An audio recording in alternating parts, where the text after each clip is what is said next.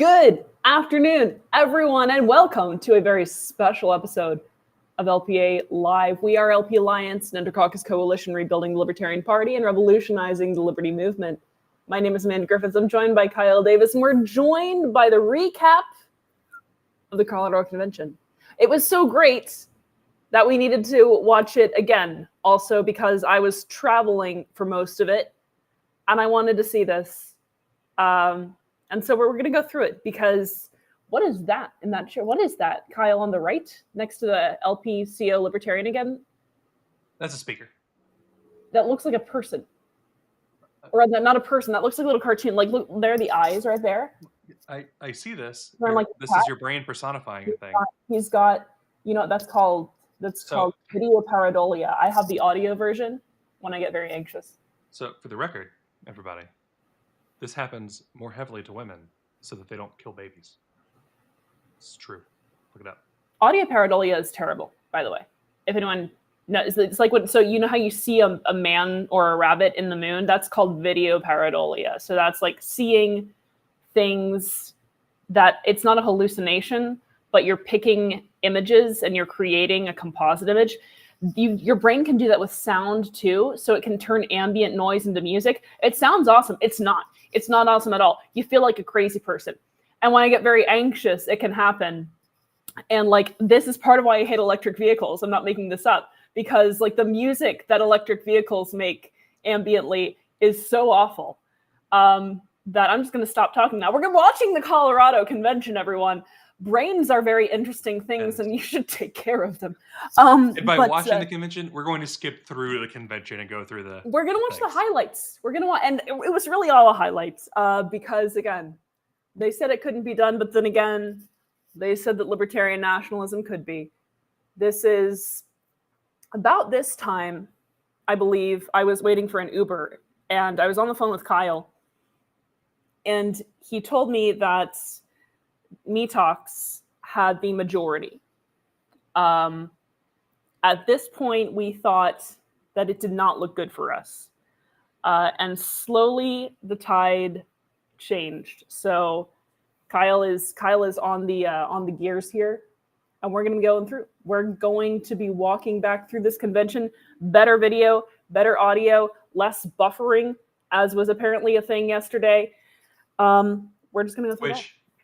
For the record, yes, this is Karen Ann's video. I'm not trying to hide Karen Thank you, Karen Ann. Woo! Pink Flame of Liberty.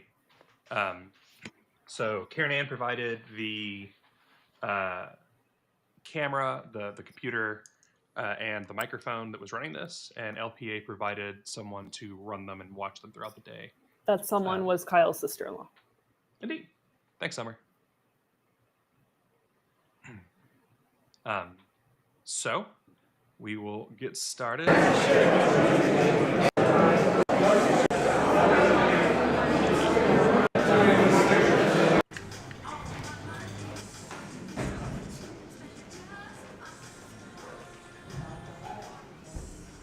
one with the pink hair is Karen Ann.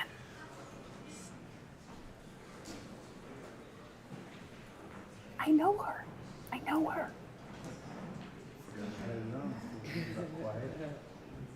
You can tell that Amanda does not know Keith Loudon.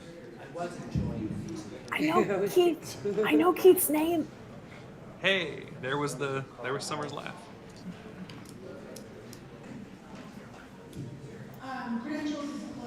We can do that right quick. Do much. We can give very little bits. Yes. So there were LP Colorado filed TROs against the former board of LP Colorado, filed against every single member that had showed up to the July convention, trying to get an injunction against them.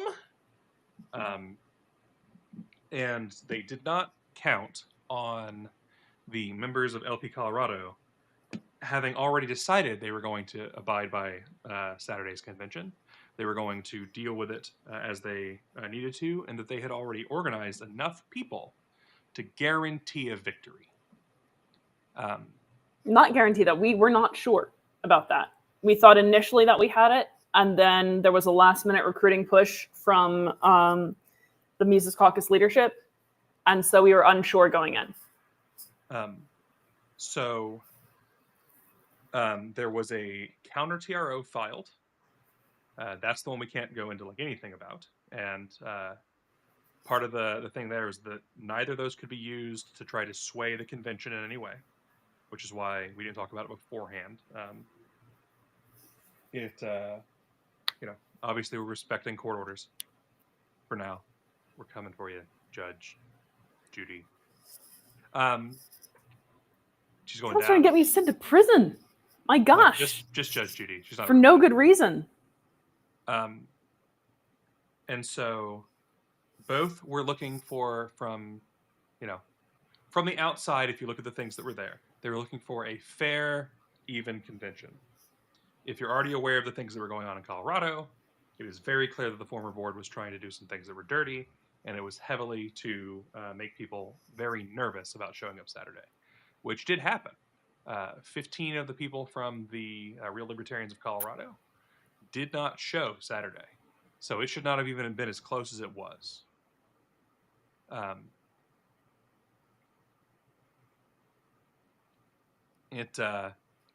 Karen Ann is many things, but someone who loses legal battles is not one of them. So, we have viewers that can't stand Karen Ann, and I am telling you here and now that we appreciate Karen Ann's efforts. So.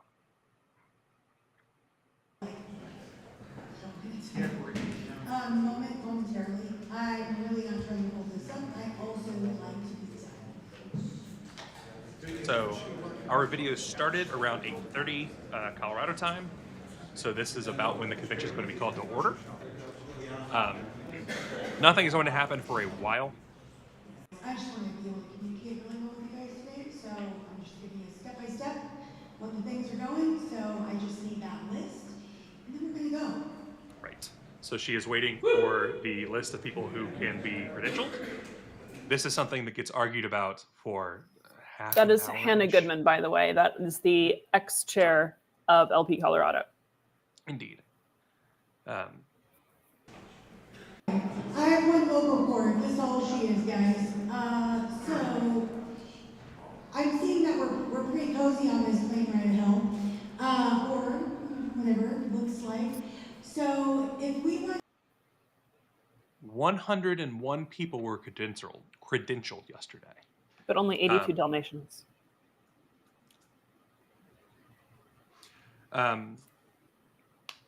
It's one of the largest LPCO conventions ever.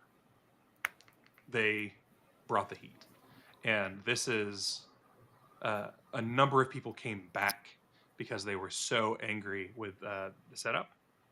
And as you will notice throughout it, there are buttons with make LPCO libertarian again. There are the signs. There are embezzlement is theft signs because of a certain speaker at this convention. And there are just general anti-Republican sentiment, which was great to see. Especially since there's a Republican sponsoring that convention. Yes. Someone running in the gubernatorial race for Colorado had potentially illegally sponsored the convention because of spending too much, and it wouldn't be his fault thereby, it would be the board's fault for not giving his money back.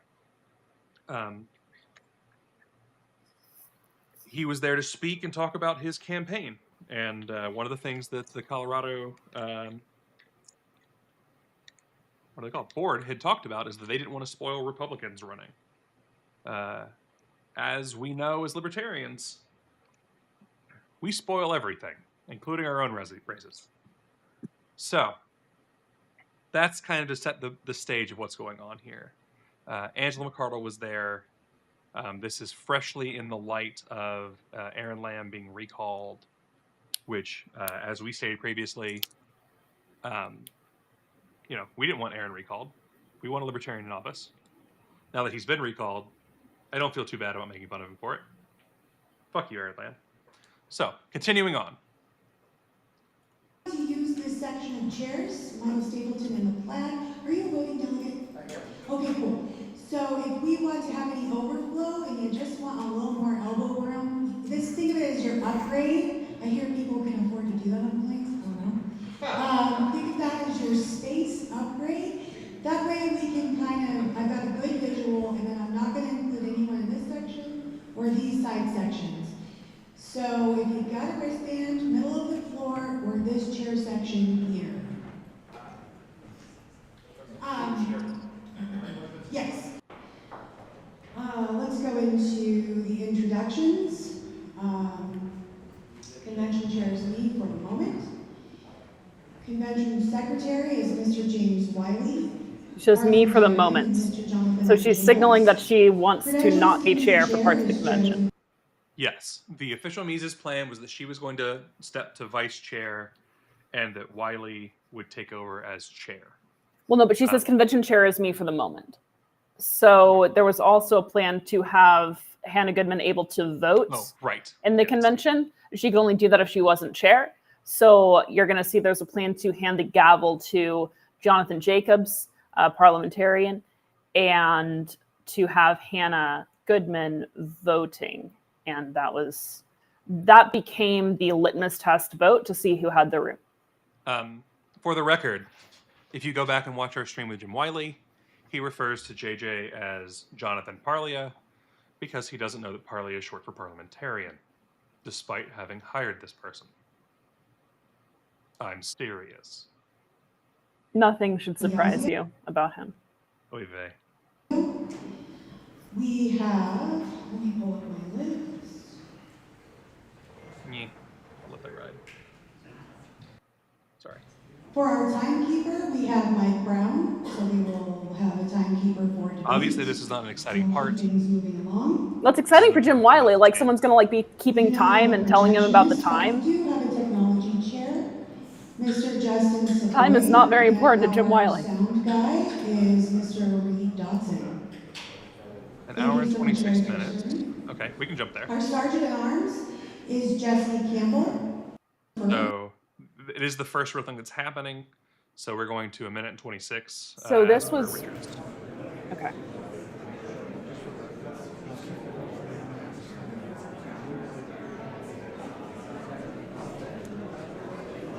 How do we become the Sergeant at Arms for a convention? That sounds fun. Step 1, have a gun. No, I want to march people out with my brawn.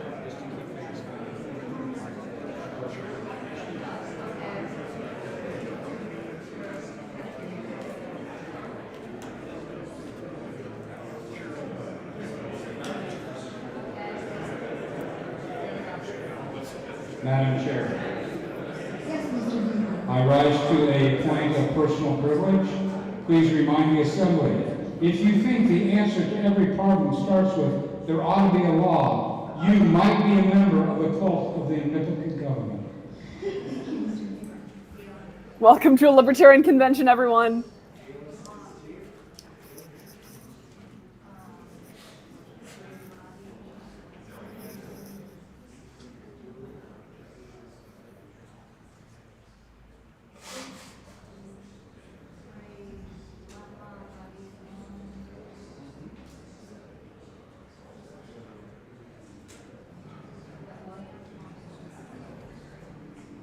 You can hear Karen Ann speaking, so they're going through things.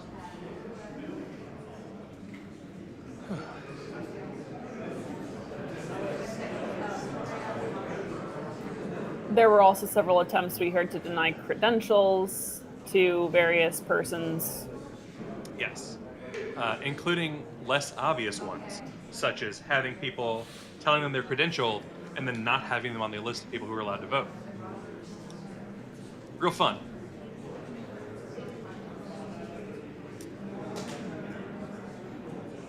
Did I accidentally skip past the call here, Richard? I don't think that I did.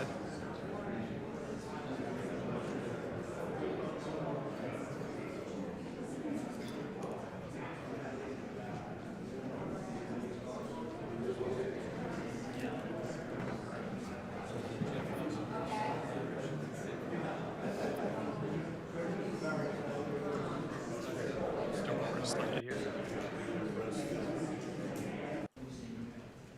Here we go. Winding down. I don't mean numbers, I just mean a 1/2, 2/3. It would be a majority, which would be a majority of the votes cast. I have another point of parliamentary inquiry. Why wouldn't it be 2/3? Yes. I would like the chair to answer. Okay, no worries. It is because this is covered under Robert, the divided person may attend and under 47, that's under 4713. Just double check. I'm not questioning that you're entitled to attend. 4713. Required to be attended. So in,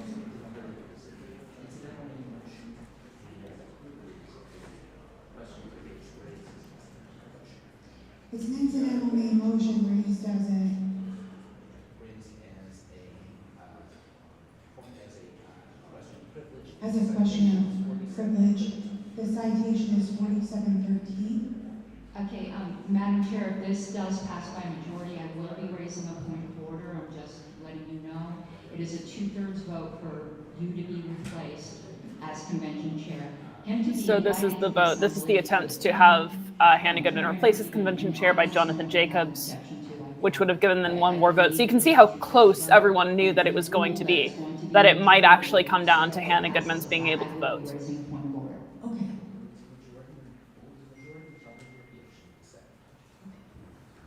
Recall as well that Colorado is supposed to be this Mises Caucus stronghold, similar to Michigan.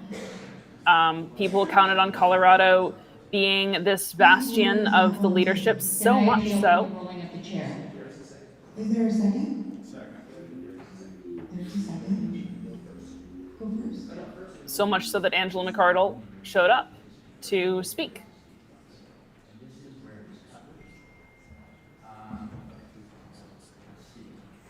You would think that after all of his time as a parliamentarian, that JJ could use a microphone.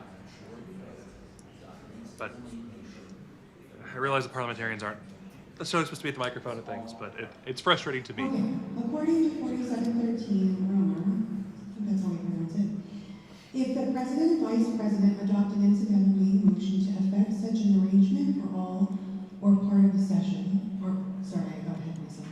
If the president and vice president do not object, the assembly, by a majority vote, can adopt an incidental meeting motion to effect such an arrangement for all or part of the session. What is such an arrangement, please? The section, What is such an arrangement? What is such an arrangement, Fred? Yeah. such an arrangement is if the person has been invited. If the person has been invited. Yeah, there's no question that he's invited. This is to be presiding officer. That requires 2/3. In certain instances in ordinary society, for example, if an adjourned meeting or a special meeting must deal with a problem that is incidentally divided the organization, it may be that such a meeting can accomplish more under the chairmanship Don't worry about of it. an invited non-member And this who is is still the present same presiding. topic. This is not. This is Do still we the same want to- topic. No, this is still the same topic. So Okay. So, Hannah motioned for JJ to take the gavel. And Karen Ann stepped up to say, to question if that's legit, and then to point out that it cannot be done by half, but must be done by 2/3 and to then replace a convention chair. it was they sort of tried to twist that into, oh well, no, JJ is allowed to be here by a majority, and that's why you hear Karen Ann continuing to say, no, I know he's allowed to be here, but the question is he allowed to preside over the convention? That's a 2/3 threshold, not a majority threshold. We went there, Richard, and it wasn't there. So Yeah, that's like don't I am. just go forward because we've got 3 hours of footage, 4 hours of footage. Just Like, go to this where we is- were. Okay. If the person has been invited. Yeah, there's no question that he's invited. This is to be presiding officer. That requires 2/3.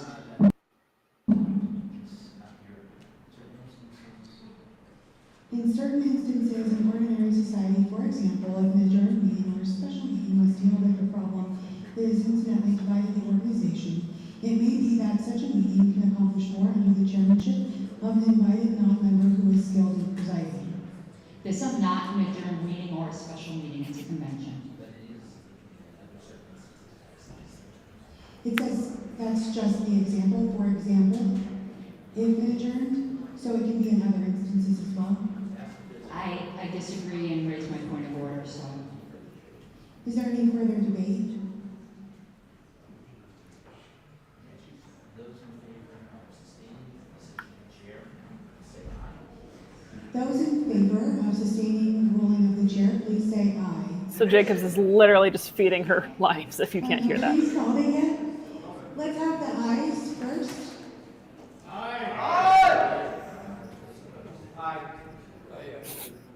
Let's hear the aye again so it's more solid for me, please. Madam Chair, people shouting is only gonna. That's not proper. Okay, so let's, Ask for the thirds. okay, now let's go to the no votes. No. I think that would take a stand. All those in favor of sustaining the decision of the chair. Please rise. All those in favor. All those who favor the ruling of the chair, please stand. We're going to count. So this is their litmus test vote. These are we want JJ as our chair people. Convention chair. Yes. Thank you. And this is about where I'm going through, about to go through security, and very upset that I'm going to miss this going through security. As Kyle is narrating this to me. I'm going to vote for no. And Amanda's being angrier and angrier at me. I was more angry that my bag tags wouldn't print. Thanks. I told you that. Don't worry. I didn't even hear that.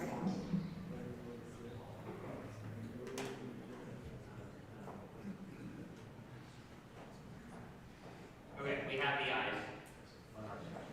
So, okay, great, thank you. What's that number? 40, Okay, good. 41, including the adjustment. Okay. Now, the no's, I'm going to ask you, Bryce, so we can count you all. Oh, okay. I'm sorry. Madam Chair, it's 42 for the ayes, Thank you. including the yes. Thank you.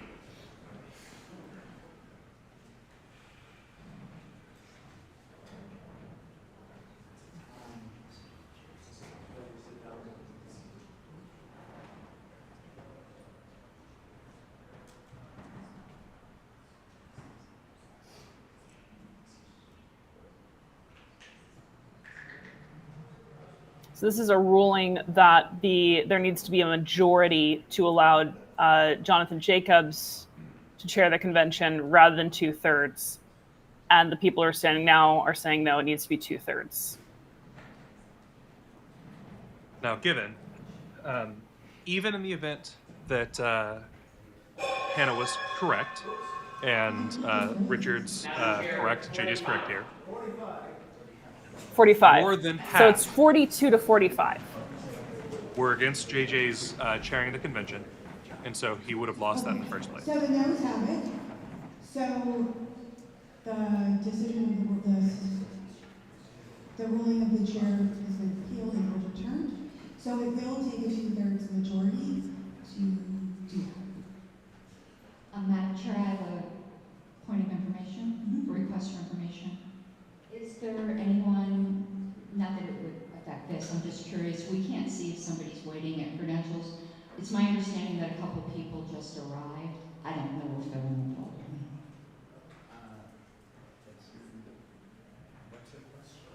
I'm not sure what your question is. It was on Hannah's Is behalf, there for the anyone record, waiting for Richard. It credentials? was part of their floor Is plan. there anyone waiting? Can somebody check that out for me? I can. But Richard is correct. It actually was a delegate from the audience who made the motion for JJ to chair. Sorry, that's a good correction. I appreciate it.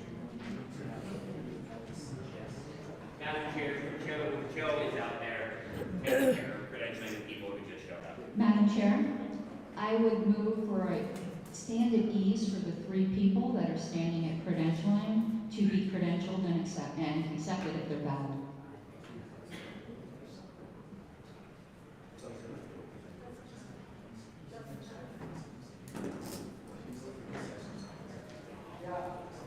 Let's, I think I'm gonna, we could do a motion to recess for a short. Why? What'd you do? I don't know. I didn't do Motion to anything. recess for 5 minutes. We have a motion, do we have a second?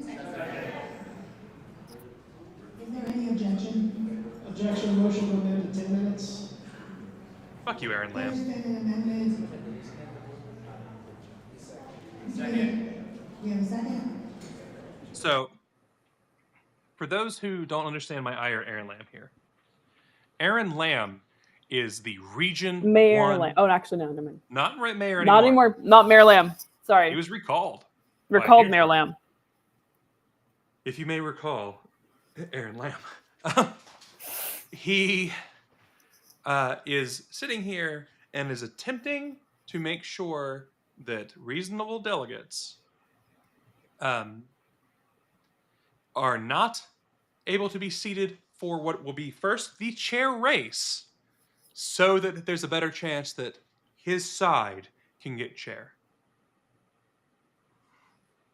That's Ex-Mayor former Lamb. Mayor Lamb That to is you. ex-Mayor Lamb. This is someone who is on the LNC who is supposed to represent all representatives, all members in Region 1. That's 15 states. And here he is trying to take the ability to vote for the most important position from members of his own state. That's despicable, in my opinion. It doesn't matter if that's correct, Natalie. Over 2/3 of the residents wanted Lamb removed, And also have an extra M added to his name, which I approve of, by the way. I think it looks lovely. Lamb. So we you're not wrong, Angie. We are watching a region rep attempt to disenfranchise their own state, which is super shitty. Super shitty. There's no excuse.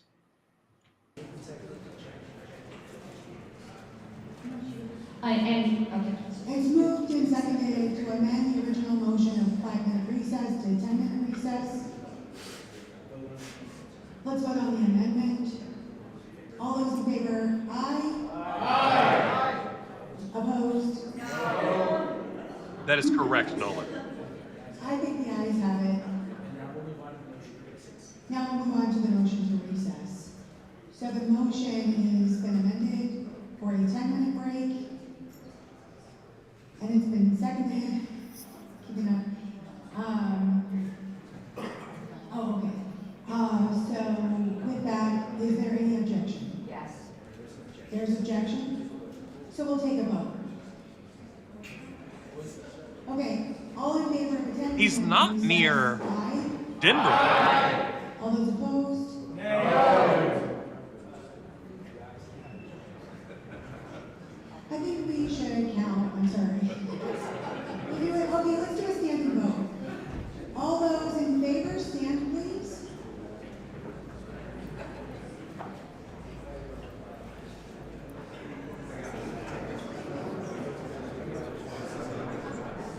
All those opposed? All right, well, I'll have you guys sit down. All opposed to attend the break?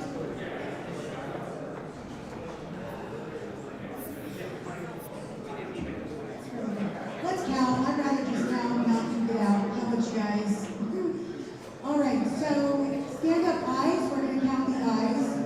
So the short of this is they do recess.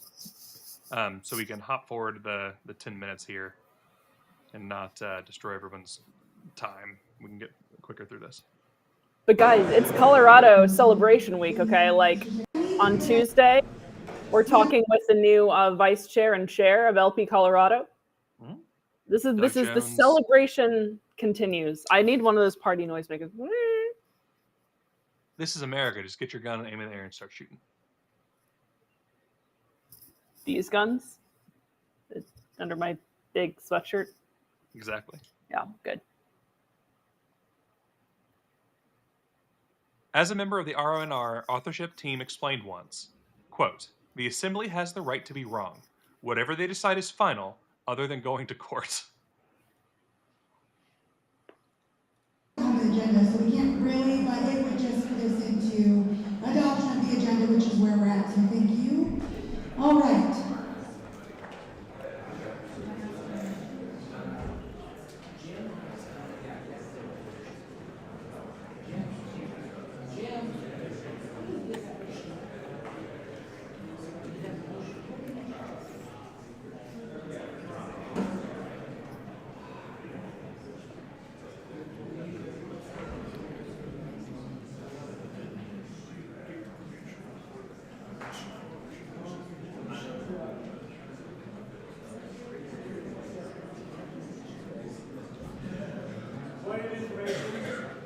Yes.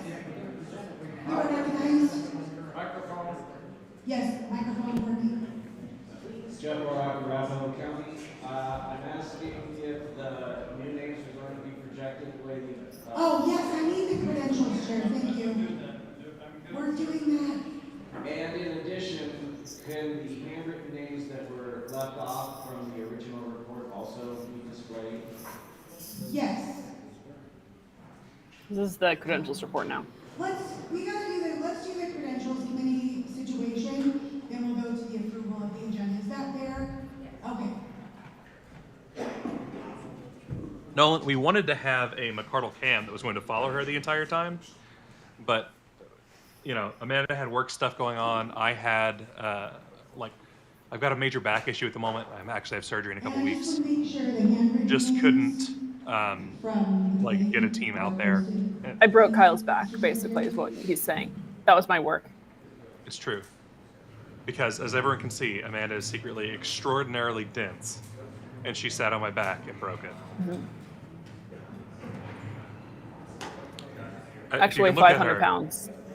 No. She's extremely dense, which is how you can look at her and be impressed that she is like 100-ish pounds. That's not what density is. Density would That's be like that I'm 3 times heavier than heavier. you expect her to be.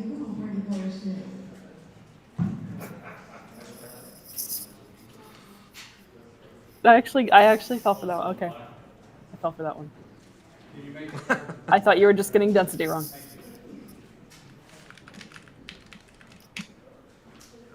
Now, for the record, if I get density wrong as an aerospace engineer, I need to be deleted. That's why I was surprised.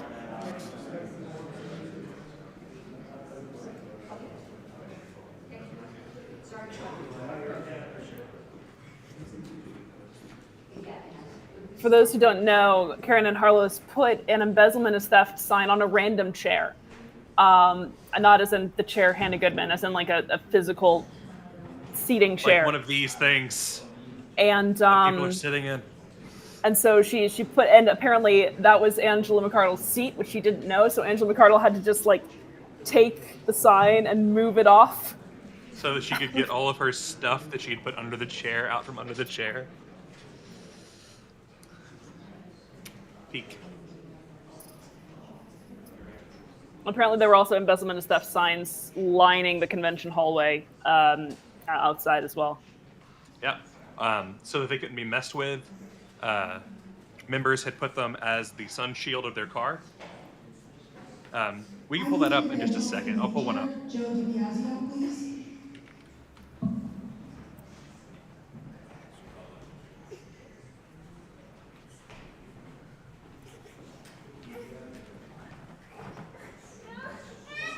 So pausing for just a second to show this. Outside the convention, there were embezzlement is theft, unfit to serve signs on multiple vehicles, all where you had to pass them to come into the convention. But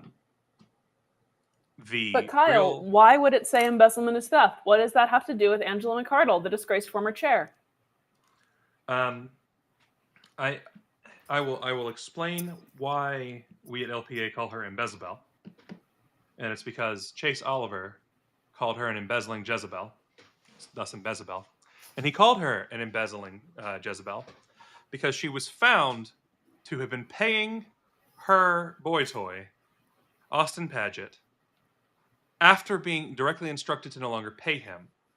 They set up a single person LLC so that they could continue paying Austin without it being obvious to the rest of the LNC. She has continuously admitted to that fact and also claimed this is not embezzlement, despite it very much and very obviously being the definition of embezzlement. So, Nick Sarwark was also there, Richard. Yes, he has moved back to Colorado. He had not moved back in time to be at this convention, though. Like to be a voting member, I'm sorry, at this convention.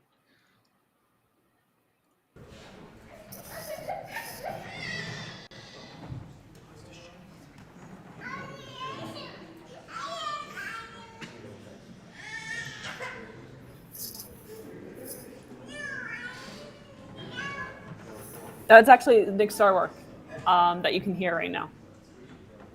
Jesus Christ. Why are you so mean to Nick Sarwark? McCardle was there as she had been asked to be one of the speakers at the Colorado convention. She, Austin Peterson, a Republican, a former Libertarian Republican, who is now coming back to announce his new plan for libertarian nationalism. She can also hear us deconstruct on LPS Solidarity stream.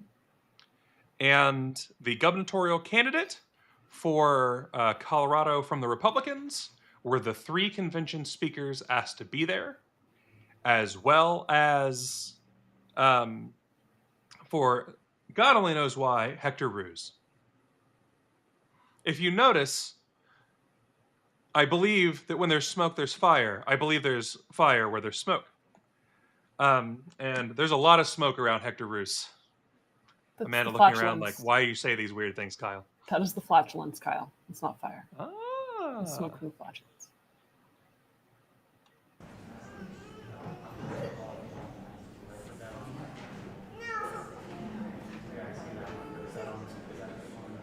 You're damned right. Libertarian nationalism is an oxymoron. It's So I'm gonna use Richard Brown as an example here. I like Richard Brown a lot. I consider Richard a friend. We asked him to be our floor parliamentarian, or I'm sorry, yes, our floor parliamentarian last year for, I guess technically it was earlier this year, for Georgia, for the, that particular group is the Georgia Dissent, which is a group of people that are working with LPA for that effort. Richard is a Republican. He is open about this. He's not a Trumper. Those are different things. And Richard and I get along, and we have mostly similar ideologies. I have no problem with Richard being here. There's no reason to ever say that, oh, Richard can't exist because I believe that the nation must be purely libertarian.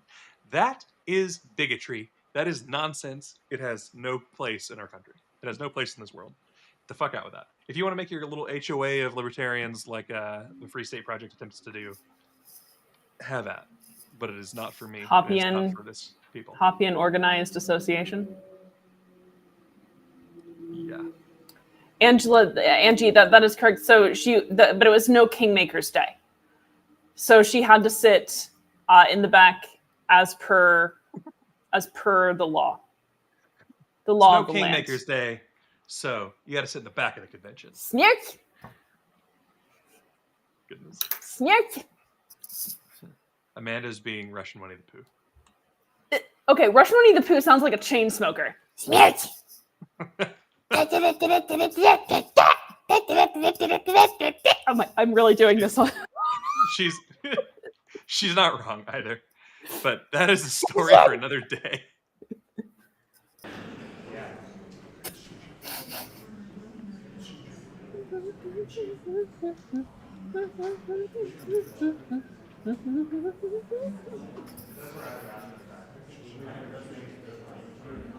Goodness.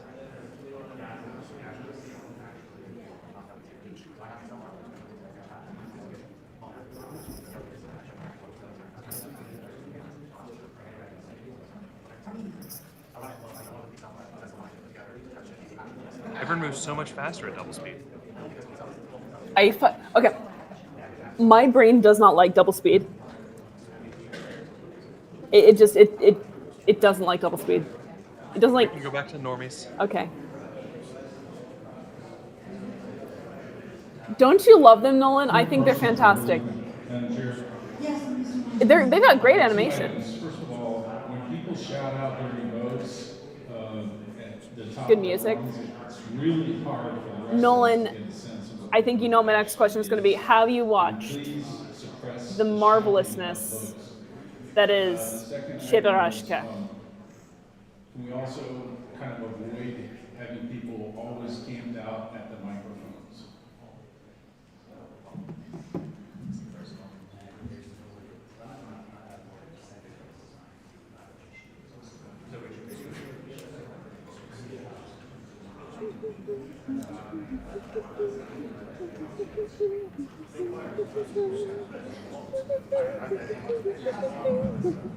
Please, all the executive. All the please. All Lizette, final call.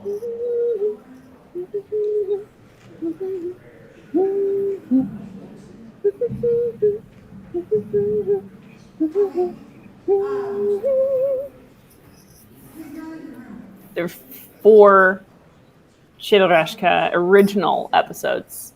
They're all magnificent. An MCH, what? Oh. Just make the solidarity stream. I don't think Solidarity Stream should be a I Soviet want a cartoon solidarity. hour. I want a solidarity. No, because you've heard my rant about how Chibarashka is like it is the decay of the Soviet psyche in stop motion form, and I think the people should see this and learn. Exactly what we need. People to tune in and be like, they're listening to Soviet cartoons. We are telling you they're violent leftists. Look, Kyle, it's a wholesome journey through the travails of a small creature unknown to science and a crocodile who works at the zoo as a crocodile. Because he is his labor, what else would he be? He has the perfect job for him, Kyle. In the Soviet Union, everyone has the perfect job. The crocodile works at the zoo as a crocodile. I don't know what... And then Shapokliak, who is clearly my spirit animal, who has a rat named Lariska. Let's take the objection first. I object. That is my entire debate.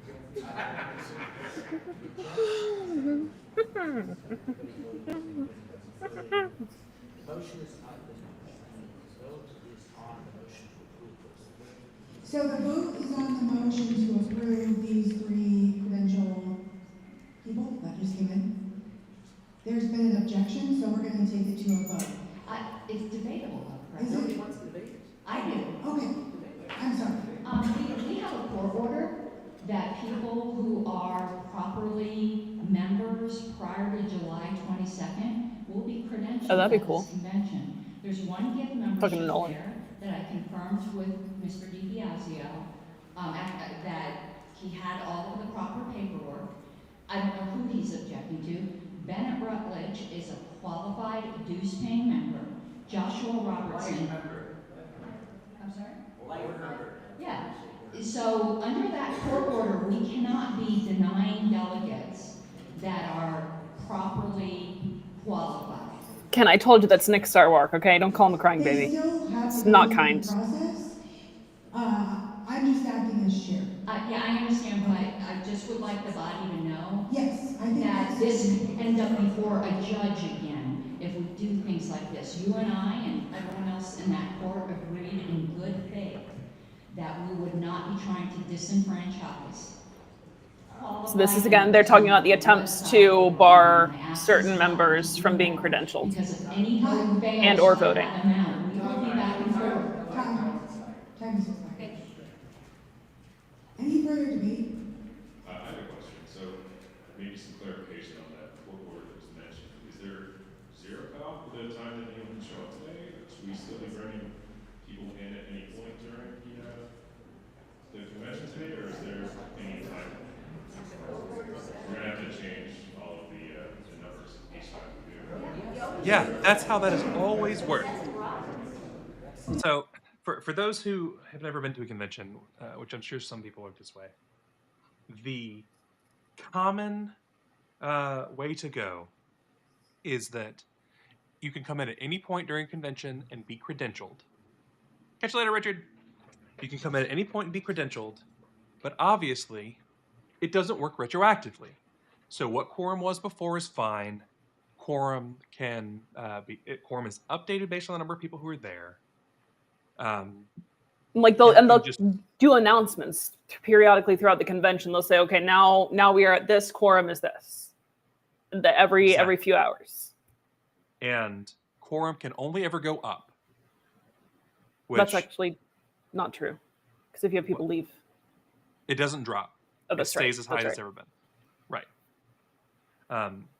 Because otherwise people could leave and then you wouldn't have, you would still have quorum. So that's what's going on here. And someone is being like, what do you mean people can come in all day? Quorum would have to change. This was interesting, right? Because, and I love Karen Ann, and I'm saying this playfully. So Karen Ann has occasionally gotten after us for having the comments on the side of our stream because we want to see what the people have to say. But occasionally, she said that we shouldn't do it because there are trolls and everything. And that's true, there are. But because we had the comments up on the side of the stream the other day before the convention, we saw Hector making a comment saying that credentialing stops when convention starts. And that's never been done. And we both caught it. We both said, actually, that's not true. Because that comment of Hector's popped up, the folks in Colorado saw that and realized that this was one of the tricks they were planning on pulling and actually had it agreed to prior that they wouldn't, because that comment showed up and because we corrected it. So there are virtues to having the people giving their comments. You too could be part of an agreement not to botch convention procedures if you apply yourself like Hector Roos did. Thanks, Hector. Thanks, Hector. Seriously, thanks. I'm serious about thanking him, but I'm not serious that he'll enjoy that fact. I guess that's it. That's my question. I think he's just looking for clarity. It's pretty standard. I've never seen it not done. Madam Chair, I'd like to remove my objection. Thank you. Is there any objection to him removing his objection?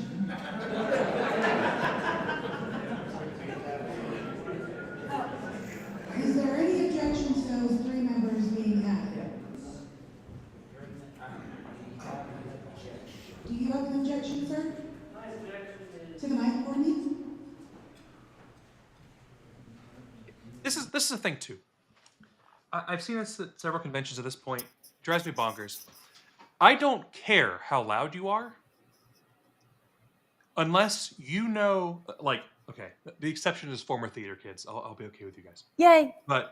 But if you don't understand room dynamics, you don't understand how to actually project and fill a room, go to the fucking microphone. Oh, it's inconvenient for me to walk past. I don't care. No one cares. We all want to hear what you're saying. So, like, at Georgia, we didn't always have people go forward because we had someone who was injured, and getting her to the microphone was hard. Chase Oliver knows how to project. He's used to speech giving. I was in band. I'm used to this, and I've also done some stage stuff. But everyone else went to the microphone. It was great. It was so good. And there's always that one person that's like, no, I'm not going to do it. And then they're going to talk like a fucking church mouse. No, go to the microphone so you can be heard. It's nonsense. Nonsense! I'm sorry. Rant over. So you're saying I don't have to go to the microphone in Grand Rapids? As long as you're loud enough to fill that room. I'm an opera singer. I got you. It's just a real big room. I'm an opera singer. Are you going to sing to the room? Yes, I'm going to sing all of my motions. Sorry. The style of the Queen of the Night from Die Zauberflöte. Ah, nice. Queen of the Night's Yeah. excellent. Oh, yeah. So this is actually That's my a show funny stopping aside. number. I considered asking Amanda to sing Queen of the Night a few nights ago because I was listening to someone else sing it. And so finding out that apparently that's something that Amanda already That's is like good my at. audition piece. That's amazing. I Yeah. will bother you about this more later. You're talking about Der Hurlerache, right? Yes. Is there any further debate on that? I guess I would just like the answer that, for the question that I asked, answer, is there a way for us to get information on any time limitation? That wasn't just conjecture.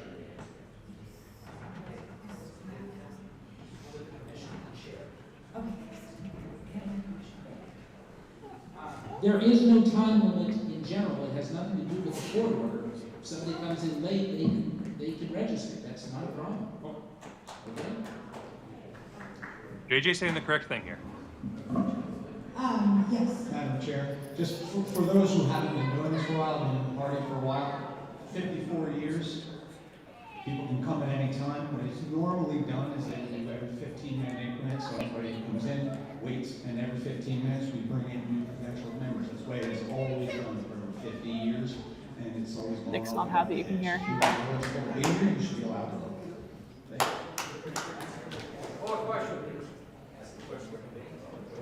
Is there any further debate? Thank you. Mike?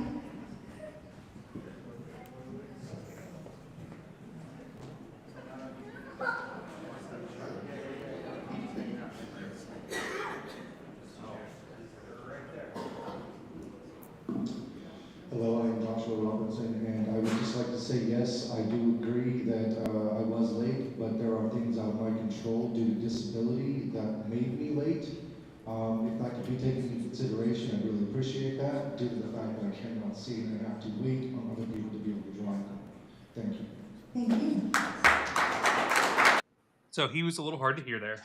To explain, that is a member with a disability who Aaron Lamb and another one of the Mises members tried to not allow to vote in all the future votes here because he was reliant on someone else bringing him there as a non-sighted person. Imagine this. You are like this is Disney villain levels, right? You're like, he's blind, he doesn't get to vote. He didn't Although get here on I time. do approve of having people who are colorblind not vote, because Kyle is colorblind, and I would like to disenfranchise him to the greatest extent possible. It's true. It's true. It's fair. Yeah. He is extremely colorblind, by the way. It's hilarious. I just wanted to point out that there's no current objection. I told him to download a color block game just so I could laugh at him. Well, there was an objection. He plays it. He plays it. We can just put it to the question. If there's no further debate, I don't know. I move to call the question. Okay. But there's no debate.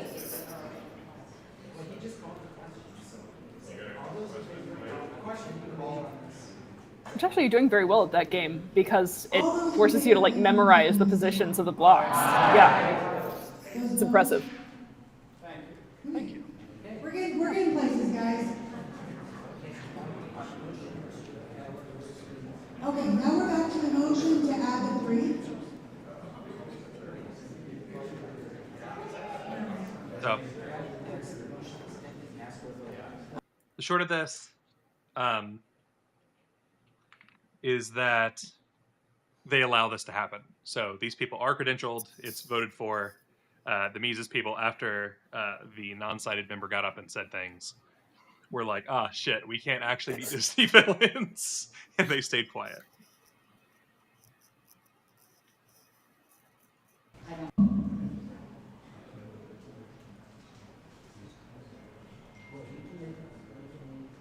And I have an amendment.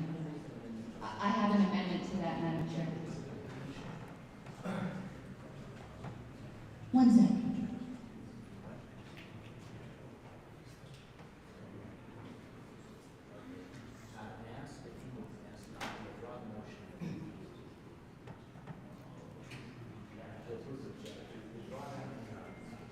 Mr.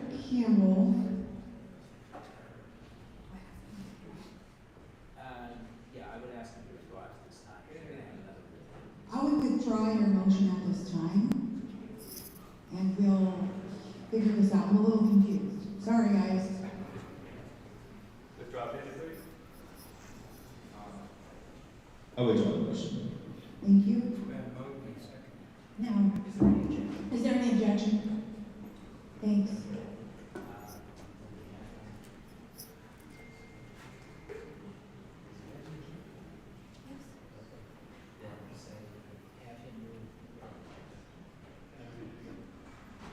Yes. You can move the current agenda if you'd like. I actually have a motion, Madam Chair, that I think solves the cycle. Okay. The next item on the agenda is the election of the chair. I say we just strike out those times, we move immediately on to election of chair. Everyone wants to move quickly. We just follow the order of things. Putting times down has never been hard times national. It's not going to work here. We're going to be constantly amending the agenda. Let's just, once we adopt the agenda, and I would like to move to amend Judicial Committee, which is on there, okay, it's already on there, and after that, election of national delegates.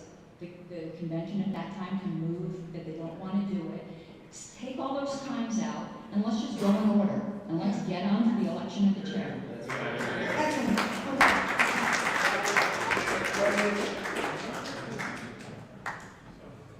For the record, after this motion, which was so good, this does move much, much, much faster now because they are no longer like, oh no, the times are wrong, which had been a problem. That's part of the reason we've skipped through so much so far. All right. So that was a motion. Yeah. To just move along, disregarding times on the current agenda, but adopt the agenda as is. And the only change is to put national delegates after Judicial Committee on the screen. Wait, were there actually timestamps for the items as opposed to time? Yes, there were. The hell? Why? Is there any objection to the Did amendment? Jim Wiley do that? Probably. He is the convention secretary. Oh my I gosh. have one objection That's probably what he thought it meant when people talked about having to the mic. like time. No, I'm serious. That's, he You're probably probably thought when right. people said timed items, he probably thought you put down a time that it's supposed to happen. It's got to be at 10:30. As a new delegate. Oh my gosh. No. Guys, a timed item means you put down the amount of time you think it's going to take or it should take, not the time that it's supposed to happen. We added 3.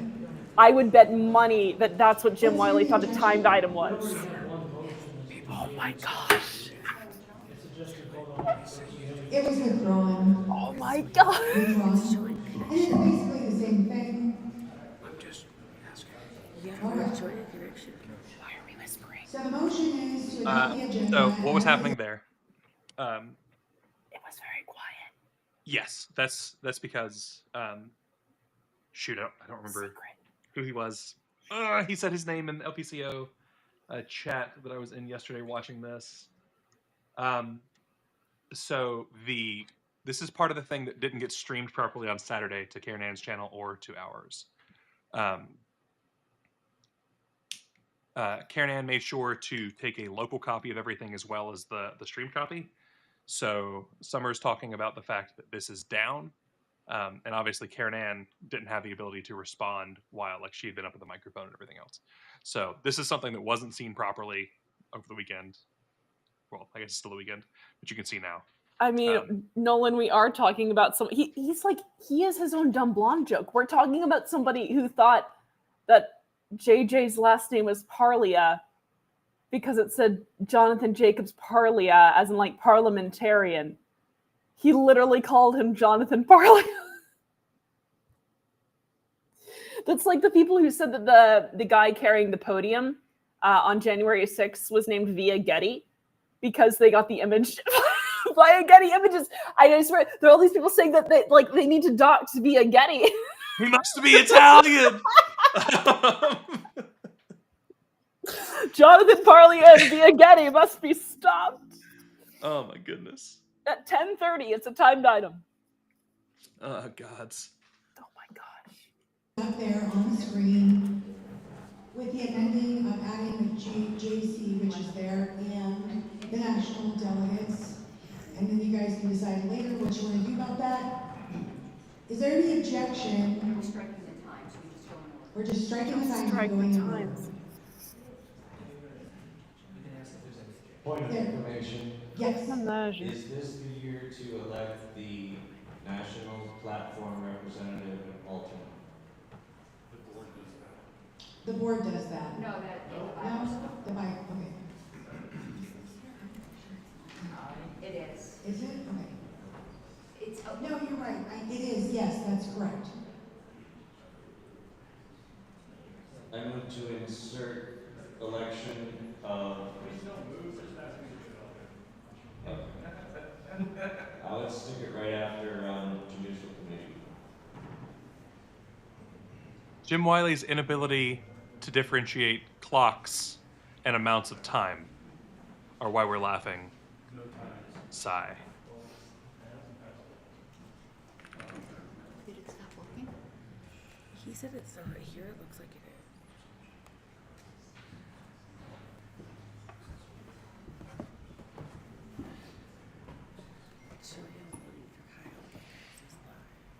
I just got name dropped. I was there in spirit.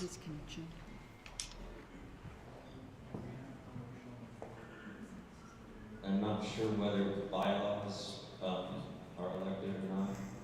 no, we don't get a bylaws committee appointment. All right, so you can strike. Thank you. Clocks and calendars are hard. It's true. Yes. So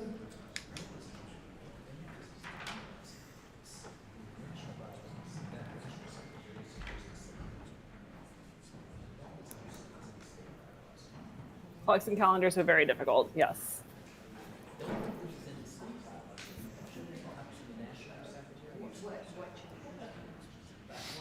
No, the state was notified last year that they could not have. Yes. He's an app for clocks and calendars. What would it be called, Si? Just out of curiosity.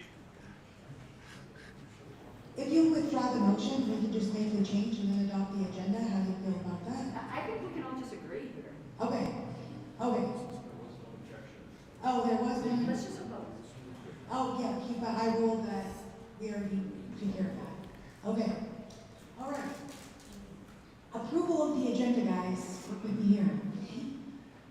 Note Is there any that we are. objection to approving the agenda as written on the screen? Would you like me to read it again for you? We are an hour and a half in, and they have not yet approved the agenda.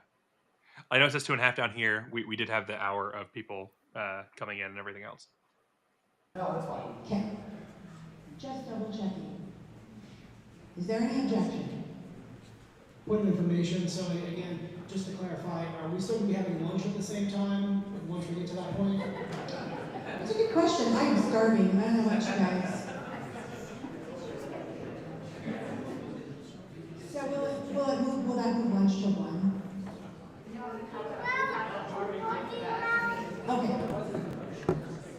Well, I guess, will you just withdraw your motion and we'll go forward just so we're not fighting about it? Oh, did you? Okay. Yeah, I said let's just go. I'm sorry. Okay. All right. Is there any objection to passing this agenda? Great. Stands approved.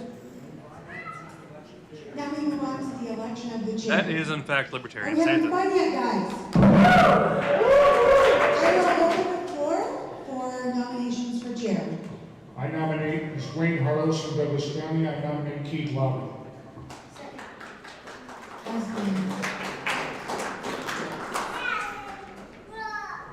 Mr. Lamb? I nominate Mark Ellsworth Jr.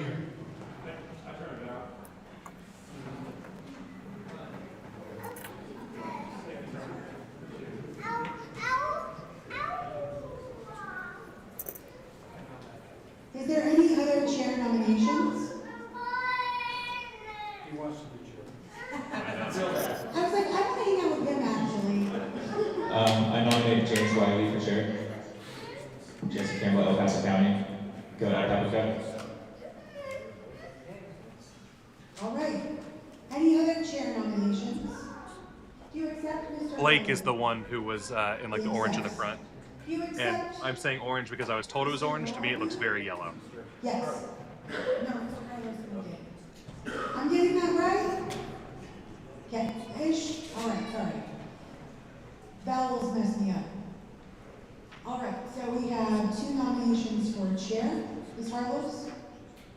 I move to suspend the rules to elect, well, excuse me, our convention standing rules require a ballot, not our bylaws.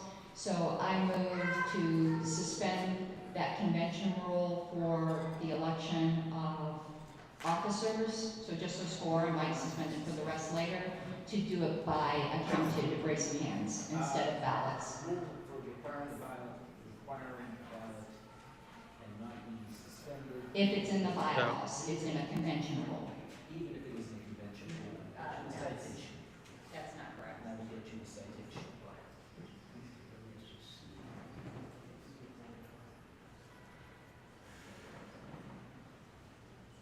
Okay, this is 4551. Would you like to read it? Okay. 4551.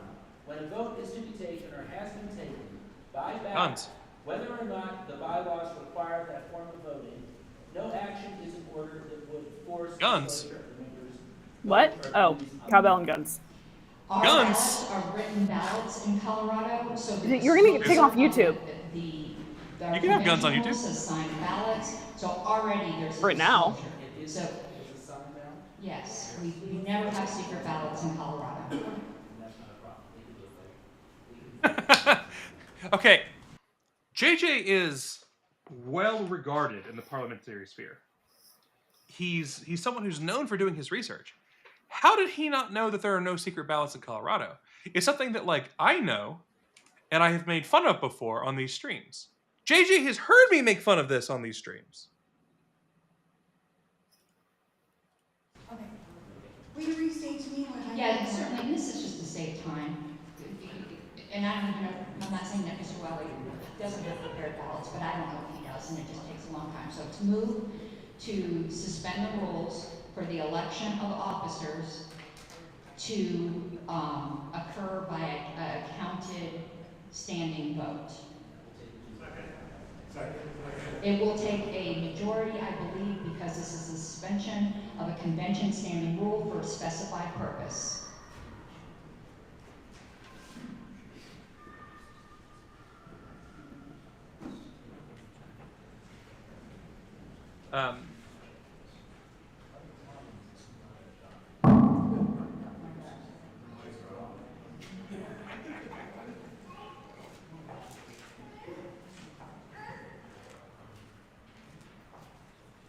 It's in that weird footnote, Mr. Jacobs.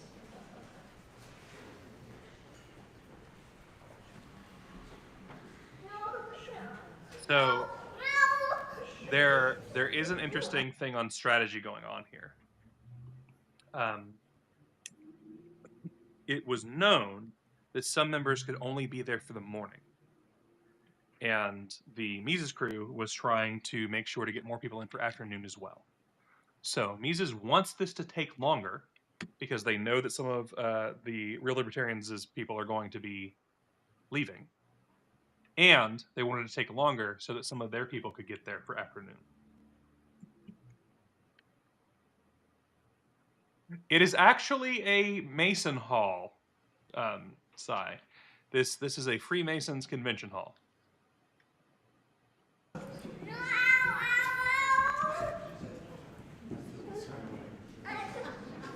The baby cries, so Amanda looks back up. No, I'm thinking, it's Nick Sarwark, Kyle. Stop calling him a baby. Jesus. I like Nick's voice.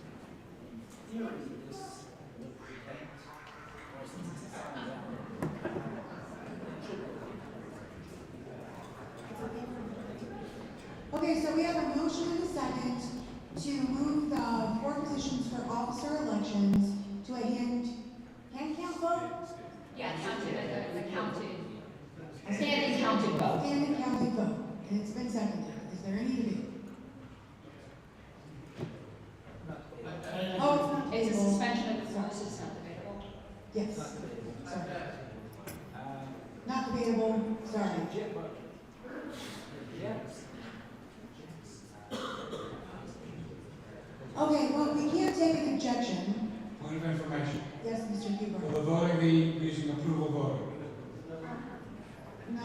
don't know how to do that.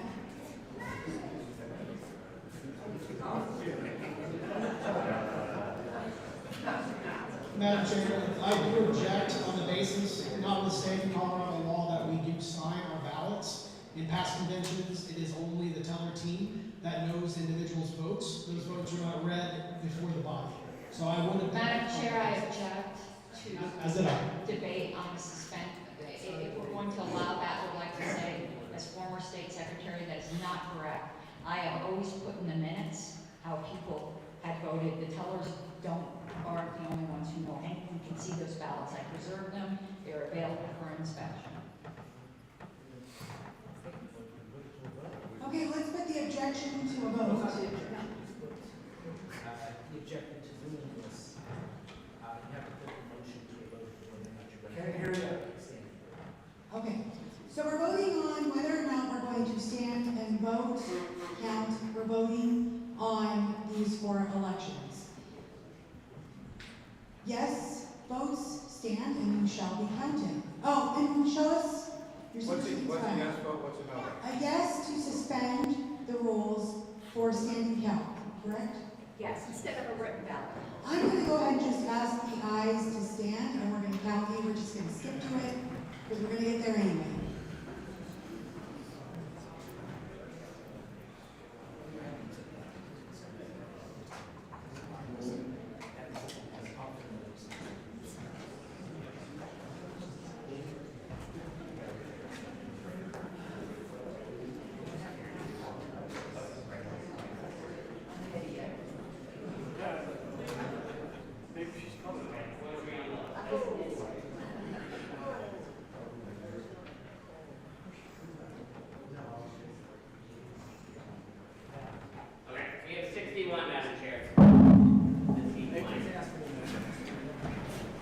Let's just ask for the no votes. We're not going to count them, but go ahead and stand just so that your voice is heard.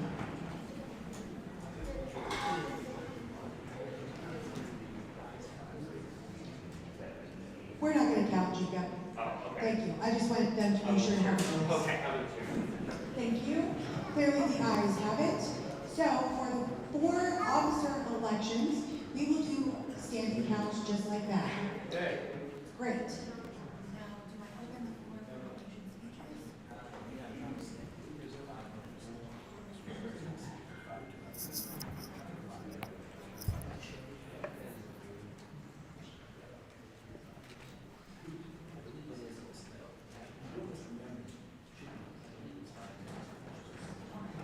So I'm going to go ahead and open the floor for nomination speeches.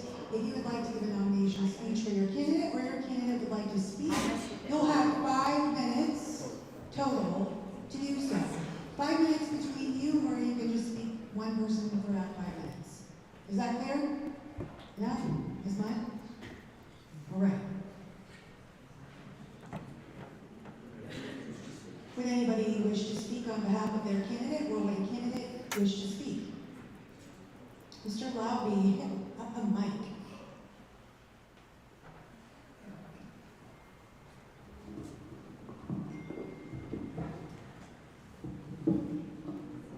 Well, good morning. We're finally getting to some business here. I have a PowerPoint, a few slides that James is going to put on the overhead. But it's great to be a libertarian. It's great to live in Colorado. Colorado's been a leader in the nation with membership, and the party was founded here in Colorado in 1971. And something about it. And also we've been a leader in libertarian issues. And we've had a long history of our legislative director having presence at the state capitol, and I'm glad that continued. Michael Vance, thank you for your hard work.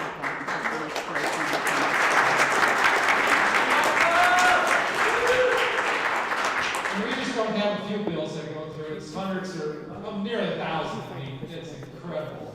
And to try to track all those is amazing.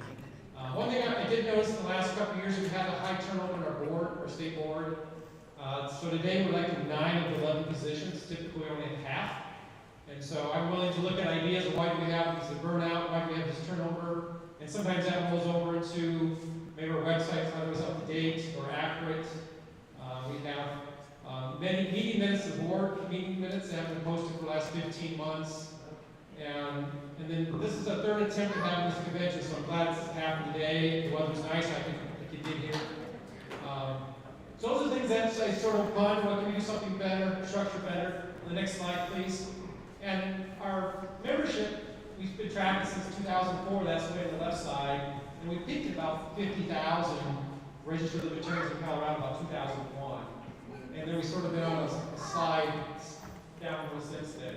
And so really in the last couple of years, since January 23, we lost 15% of our membership. It's over 7,300 registered libertarians. And there's people signing on, but there's more people leaving, so we're repelling more people than attracting. And so we need to look at what are we doing. And the next slide, and this is why the state population is growing. So look at, I should get the graph, but the population, this is percent of the voting population, and it's been increasing a little different, similar trend anyway. I guess I don't get that slide today, but so what am I going to do to get our party back growing again? One is to be professional in our messaging and be clear. I know some of our social media posts you've seen are maybe borderline vulgar. Maybe the message isn't really clear, so I can interpret art. And sometimes I know people post those things to try to get a response, but I think we're repelling some of our membership with some of those posts. We need to be more professional and clear about that.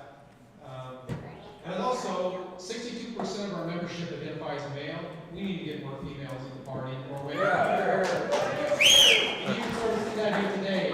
I always hate when someone says we must get more females. It's weird. Block out there that we can tap into. So, also I want to get that membership back to 50,000. Hopefully we do that next couple of years. And so, who am I? Who's Keith Lowry? What has he done? I joined the party in 2007. Joined the national party as well, so the Libertarian Party in Colorado. In 2008, I attended my first state convention in Fort Collins. And then the national convention was right here in Denver. It was an exciting time. I attended that. And during that time, that party grew from 1,500 members to 9,000. And today it's over 15,000.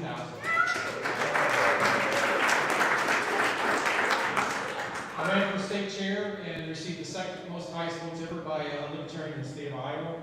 And a few years later, I almost got 9% run for county commissioner. And since 2008, I've attended numerous state conventions and 5 national conventions. Amanda, hold up your arms. So next slide, please. Why? We're talking about females with guns. This is just a collage of photos. See, it almost works like this is a huge sweatshirt, so like we can pretend that it's just like all muscle here. Gary Johnson come to Des Moines, and we had over 1,000 people in attendance. We had all the media there. We had super media coverage. In the center there, I think that's got Michelle Pope there. At Festival Theater, exactly. That was probably 6-7 years ago before COVID. And so getting out, just meeting people, talking to libertarians, that's what we need to do. Next slide, please. And so, outside the party, who am I? I serve for Weld County Health Board. I was appointed by the county commissioners. I started ran a business in Greeley, Colorado. I served as a public works director for both a city and a county. I'm currently a part-time instructor at Colorado Mesa University in Montrose. And I enjoy everybody's in Colorado skiing, doing triathlons, and I sing a community choir, etc. So I appreciate the vote. We need to pull people together and join this party and join the party.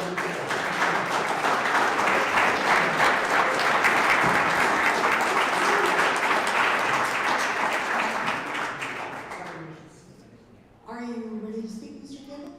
Yes, Madam Chair, thank you. I'm speaking on behalf of Mr. White, who is front and center up there. He's a cool guy. He's a friend of mine. You know what? Never has sold anyone on a political candidate. He's a cool guy. I don't know. He's a cool guy. He's a friend of mine. Guy. And thereby, you should vote for him. Your first 5 seconds when you're making a pitch are by far your most important.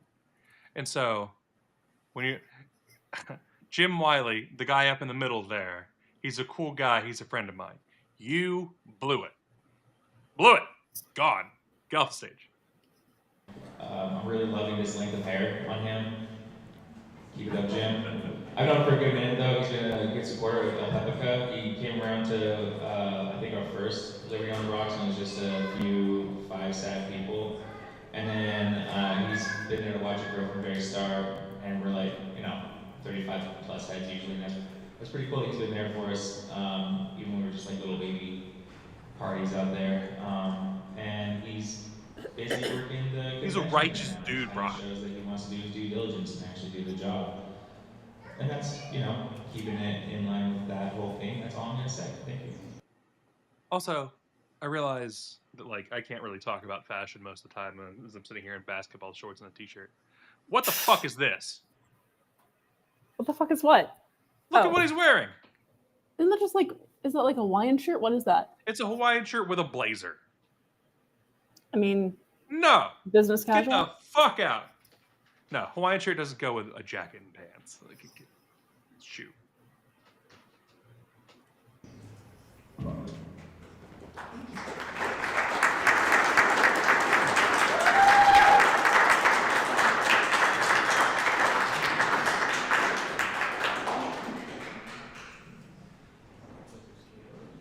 All right, now let's.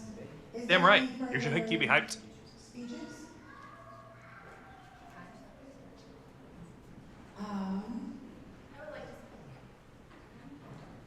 For a chair nomination? Correct. So Mr. Lovey is at this time. I'm sure we have a little time left for James. Can I speak for NODA? Oh, yes, of course. Okay. My name is Allison Spank, if you're not aware. I was treasurer for the LPCO for a good 3 months before resigning over the RFK ballot. I joined the Libertarian Party from the Democrat Party because I was tired of the hypocrisy of my emotions being manipulated, the lack of integrity. And what I've seen since becoming a member of the Libertarian Party is the Libertarians submitting to the state. I know they don't see that way, but I do. I don't abide by the more or less freedom philosophy that it seems we are now abiding by. I stand for freedom. Yeah. That's it. So, sorry, I just wanted to pull up one quote, if I can find it. Oh, sorry, bear with me.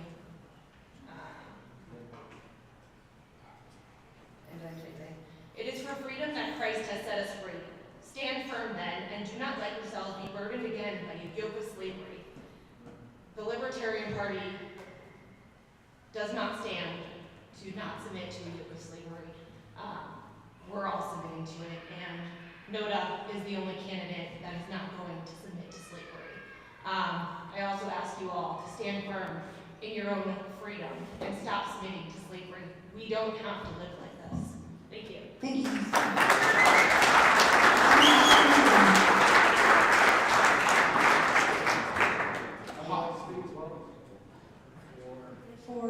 Well, first, Josh, and I will acknowledge you just to find out the purpose for you. My name is Josh Metzel. I want to speak in support of James Wiley for chairman because he's not running on a DI platform. Thank you. Thank you. On a DI platform? What? Oh my god.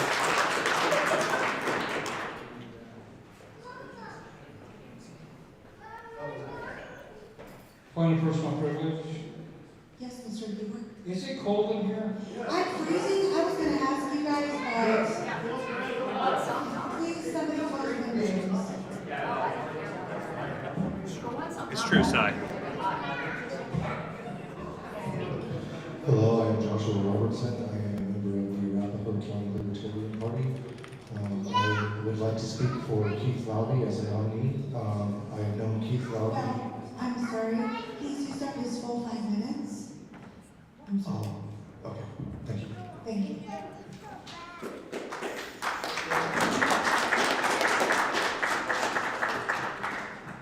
I would like to speak in favor of Jim Wiley because he knows how to pronounce Colorado.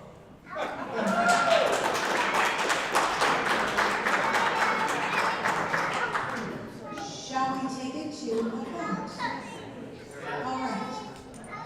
We're going to do first on Loud. Who is Nick Starwork speaking in favor of? So, Definitely Keith. so if you're going to vote for Mr. Loud, Sounds like he's saying loud and loud. Thank you. True. If you're voting for Mr. Keith Lowry, please stand. Show me your super sweet swag and get counted.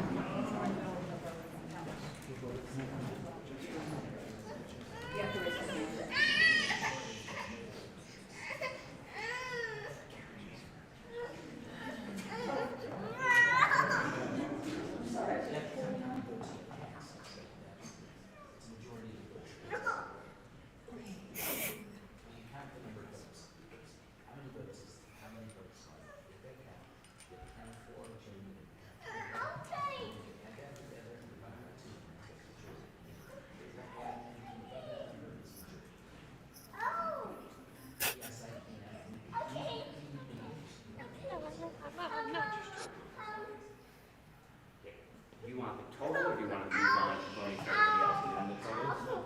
What do you mean? Do you want the total? No, I just can say any random number. Why do you say a fourth, a quarter of the people whose hands are up? Please be seated. Baby, don't turkey. Don't turkey. Oh my gosh. No, I want this to stop. Kyle, by the way, in the chat is talking about giving children alcohol. And I think that people should know about I'll read that. exactly what I said. Yep. Someone get that infant a whiskey. There we go. You heard it here first. Kyle wants to give alcohol to minors. It's true. When they're crying and they're in pain, a little whiskey will make them happier. He sounds fussy. Doesn't sound like he wants to go outside for a walk. It's true. He wants a sandwich. No. A turkey sandwich. No, he wants a walk. Sounds like he's just fussy. Like you just take him outside, carry him, point at the trees. There's a tree, there's a tree, there's a tree. He clearly does not want to walk. He Just does because want to of walk. your love of cooking doesn't mean that he wants to make Chinese food. I hate cooking, and I meant W-A-L-K. Oh, then you would say walk. Walk. Walk. You just gotta hold him, take him out, kind of bounce him around, be like, look at the squirrel.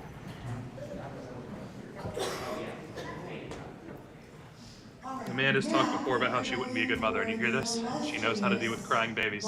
I don't That's at why all. She deals with me every day. Terribly, in fact. I would be It's an true. awful mother. She has not once stopped my tears. Only giving you more of them. It's true. No, I She would just pinches. feel like infants. Come, tell me of revolutionary ideas. And the infant would not. I would be very upset. I would complain to my husband. Be like, our child is a counter-revolutionary. We must send him to the gulag. Everybody knows that if you had a child, you wouldn't be married. It's very true. It would be an accident and a failed condom.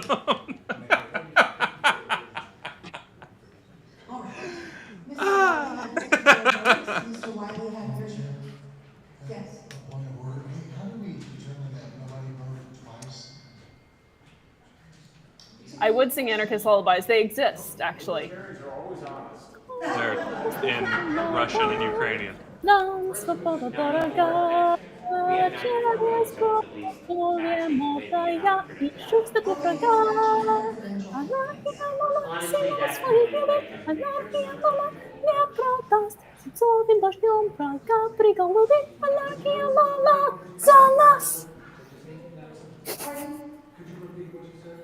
Put you right to sleep. I'm asleep. Angie, shut up. Don't. This is my reputation on the line here. This is reputation, reputational damage. Mr. Wiley had I appreciate it. had 39 votes. Noda had 1 vote. Holding it down in the back. And so Mr. Lowry is elected as next chair. And that was when we knew, by that margin, it was clear what was going to happen. I was sitting on the tarmac. I was so happy.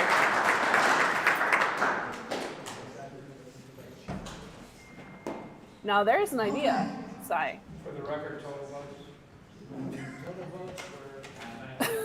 I would definitely use the baby as a prop. Are you kidding me? That's like, I would just name the child prop. Oh my Like, goodness. for propaganda. I had a 9 and total votes were 94. A majority would be.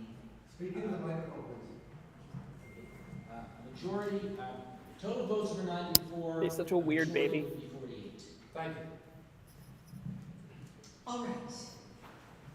Amanda would get pregnant Vice Chair. and would literally double in weight So we will open the floor for a 7-pound child. Of the vice chair. She would go Are there any nominations from for 12 vice pounds chair? to 24 pounds. I feel like I don't see why you have to gain more weight than the baby weighs. To me, that doesn't make any sense. I'm baby has to joking. sit I'm in something, joking. but I'm Sammy, joking, I- everyone.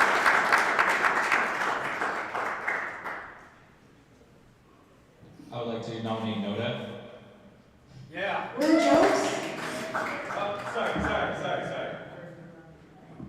Because nobody's qualified for these positions. Nobody can be trusted in these positions of power. And because I like nobody.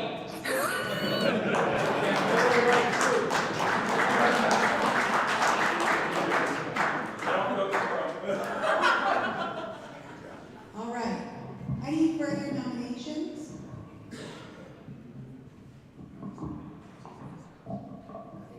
Sai, I'm interested in how your mind Nominations are went closed. there. You're welcome to give a speech or have a nomination. Well, everyone knows poodles are very Russian, But and you're very Russian.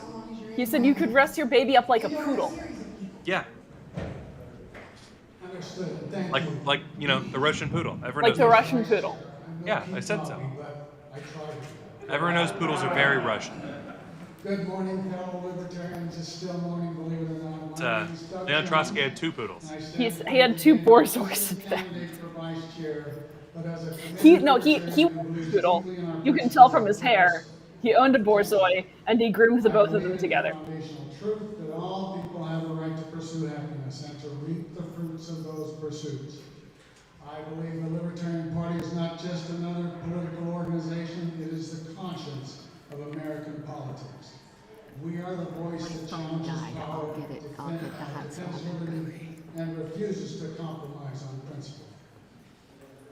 So, But belief alone is not enough. We must act. We must grow. We must learn. act. In 2024, we faced a crisis of integrity. Our national and state leadership failed to support our duly nominated presidential candidate, Chase Oliver. Instead, they attempted to substitute RFK Jr., a movement violated our bylaws and betrayed our members. The result, a third of our active donors in Colorado. I feel like that should be slang for someone's Our ass. growth, which historically surged during That's a presidential badonka. elections by an No, I average think of 37%, plummeted. Belonka by sounds 24%. better. This is unacceptable. As your chair, I will never support candidates outside our party and partisan races. I will never bargain away our political capital. I will uphold our bylaws, our values, and our voice. I bring experience. I've served as chair of the Utah Libertarian Party. I spent decades as a technical writer and business analyst, helping organizations clarify their missions and document their operations. I love how people at Libertarian Convention just clap for RFK Jr. It's fucking amazing. And by amazing, I mean awful. And ensure compliance across the board. But I offer more than qualifications, I offer a plan. I call it the L Train. It's a grassroots organizing strategy built around precinct level engagement.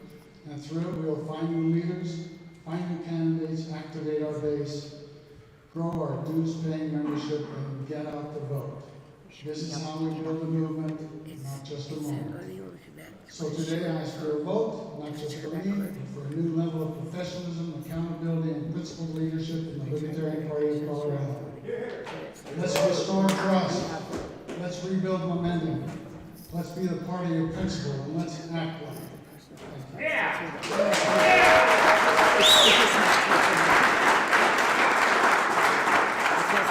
Delegate from Arapahoe County, I'm not familiar with your name, sorry.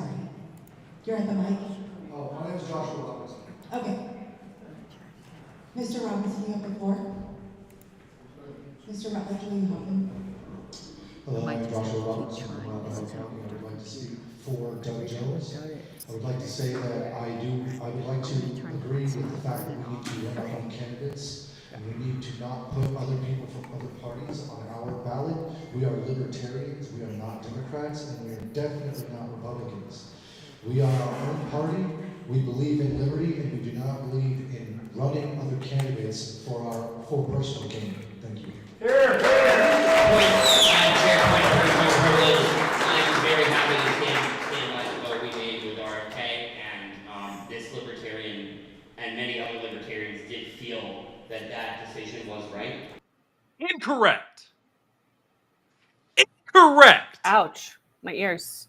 0 libertarians felt that was correct. No libertarian was carrying water for RFK. No libertarian was carrying water for Donald Trump. Those fucktards should never again be allowed near the power of this party. This is horseshit.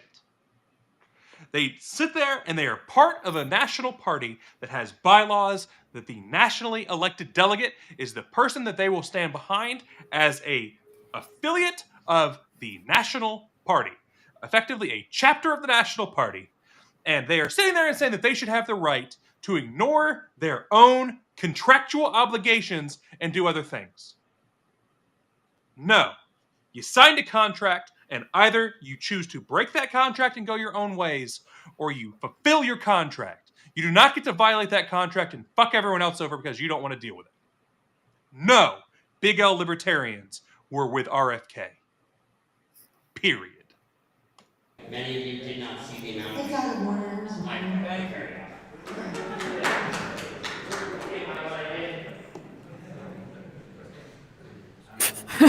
Angie, thank you.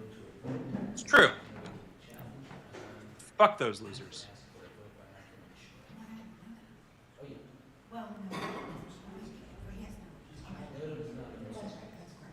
Okay, we're going to go to a vote, and we're going to vote for Jones first, and then we'll go to Noda. So if you're in favor of voting for exactly right. Doug Jones, please stand, show me your wristband so that you can get counted.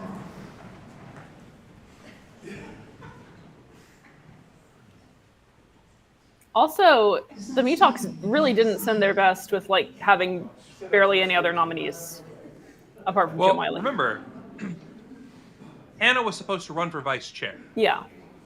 Hannah didn't run for vice chair right after Wiley got spanked. Yeah.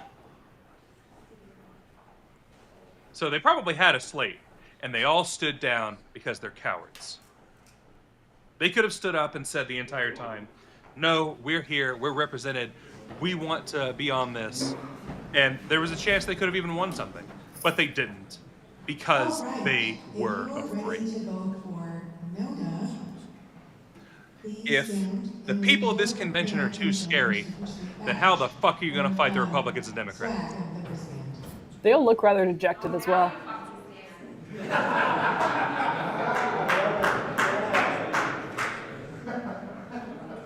Except for fucking Interview with a Vampire back here. The hell is that? Right in the middle of the screen. Oh, no, Hannah remained chair. So she just Wiley was running for chair for this cycle. Right. Hannah decided to not run for chair again. She was going to step down and run as vice chair this time around. But after Jim got spanked because he's trash, that's what happened. Bro's got a cravat. So judgmental. Okay, I'll make you judge him too. Look at he's holding his hand up. Trotsky salute right there. Oh, you're right, it is. He's going to bite my nose off.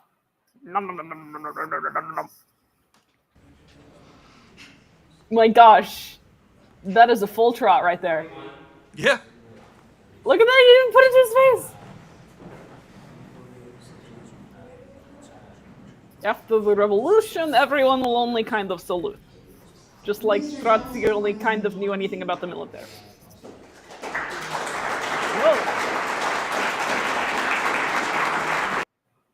The biggest thing you missed, Richard, was probably me screaming at the microphone That's for a minute. not what you missed at all, Richard. Don't worry about it.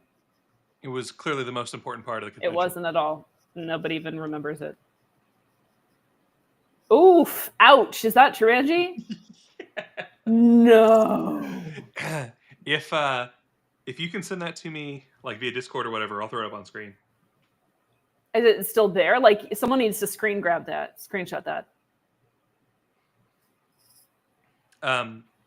So what you've missed so far, Richard, Karen Ann stood for the idea that they needed to take the timestamps off of the agenda, because the agenda, instead of having lengths of time for things, had actual timestamps of when the things were supposed to happen.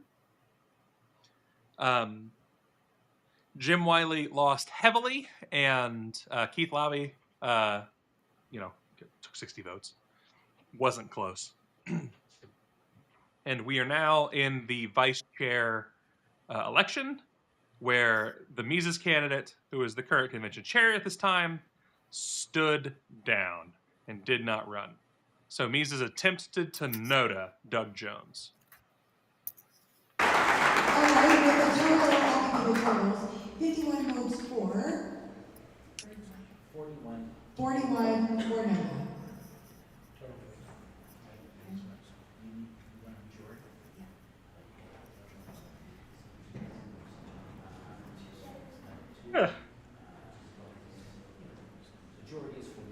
Majority is 47. Do you want majorities on no votes? I mean, that's fine. You can do that. All right, moving on to.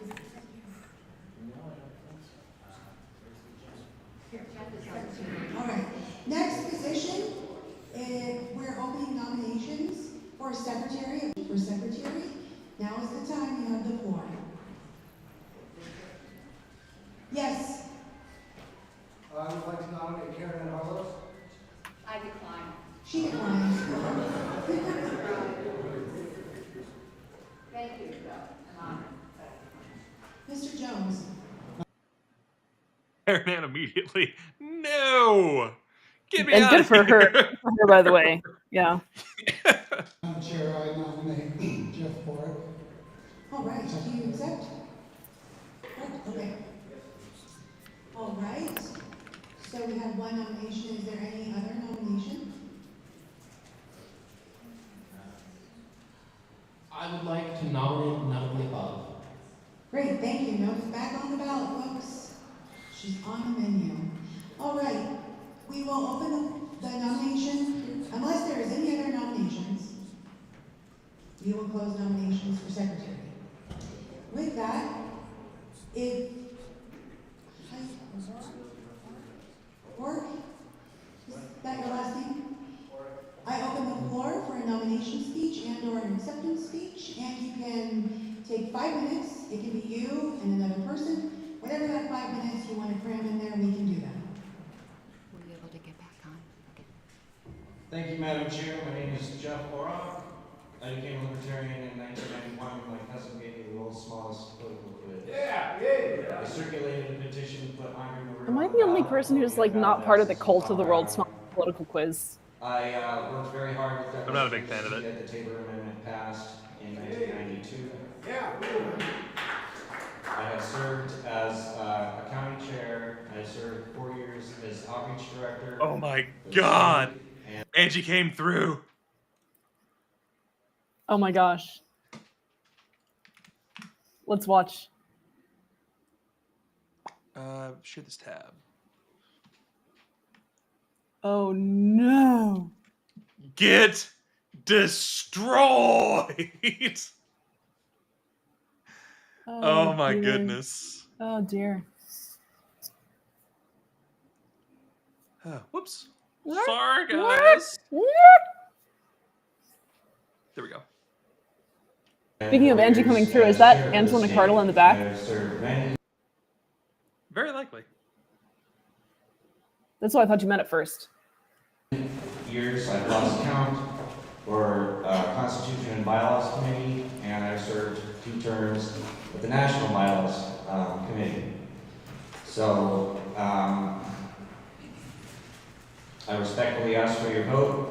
I will perform all of the duties as enumerated in the bylaws and Robert's Rules of Order, and I will endeavor to establish a capability maturity model for record keeping as in accordance with internationally recognized standards. Thank you.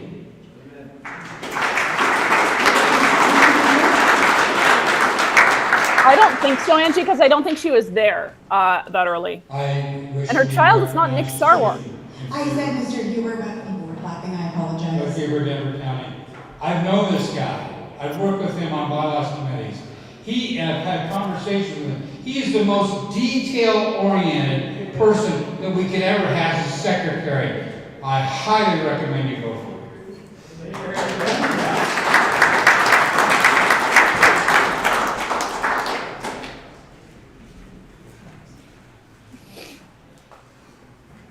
Mr. Daniels. We need less bylaws, not more. Thank you. Fewer.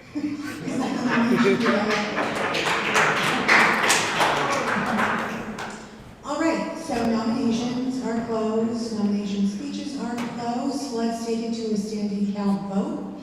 You know the rules, guys. Stand up, show your super sweet orange, get counted. I guess I should announce we're taking the vote for Mr. Oro. For secretary. Yeah. Come on. Don't tell me what to do. You're not No kings.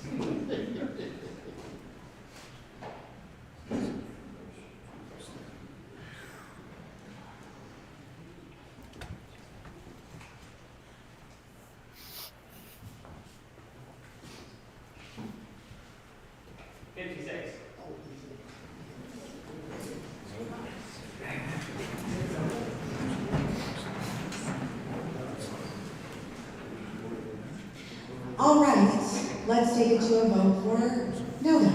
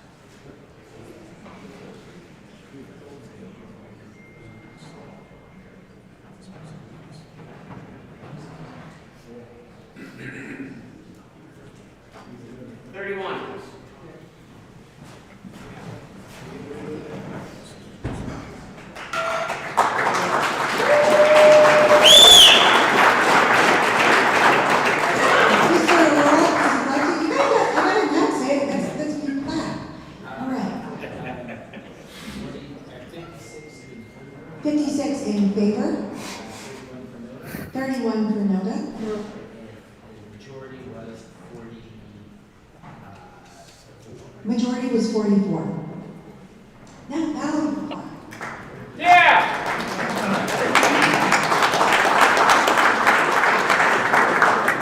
Now we move on to the election of the Is that true, treasurer. Simon? I will open the floor for nominations for treasurer. Nobody wants to take care of the monies? I would like to nominate Bennett Revelich. Thank you.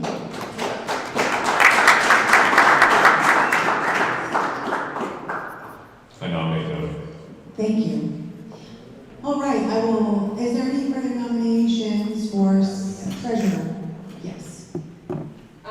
Didn't come here today with any of this intention, but with a whole bunch of white men getting elected to board. Would like to nominate myself for treasurer. There's literally nothing else I would like to do less than be on the board of the Libertarian Party or any party involved in government at all. Then don't be on one. Again, Pro whole tip. bunch of old white men on the board, just the DEI. Oh, I've also been an accountant for 20 years. I've also been the treasurer. As long as we're not putting statements on our ballot, I'm not resigning. That's it. Thank you. Thank you.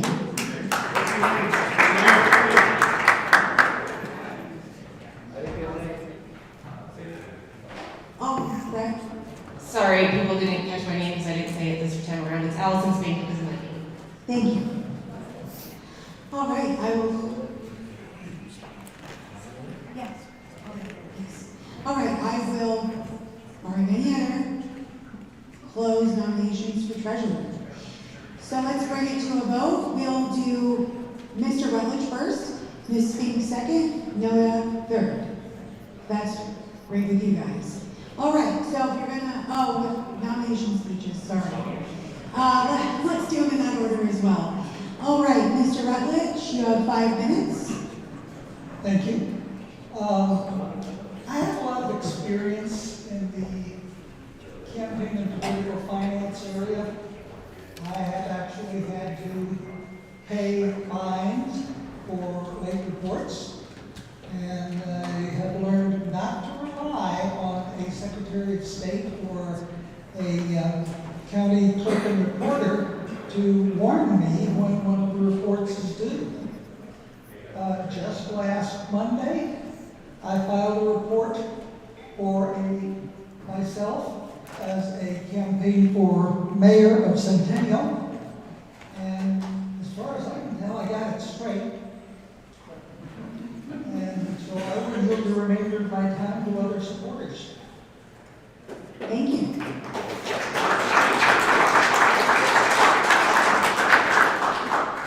I've known Ben for many years. He's been the guy that you can rely on when you need the job done. It's not a pleasant job, filing all those reports. But I know he'll get them done. I know he'll get them done on time. And I'll pay the late fee if everyone pops up. Yeah. Yes. I just wanted to say, those people who know me and have heard me say that directors should direct, and they need teams. Bennett already has a team. Guy Gilbranson has volunteered to work with him, so he already has a team to make sure that he's getting the stuff correct. I endorse that. All right.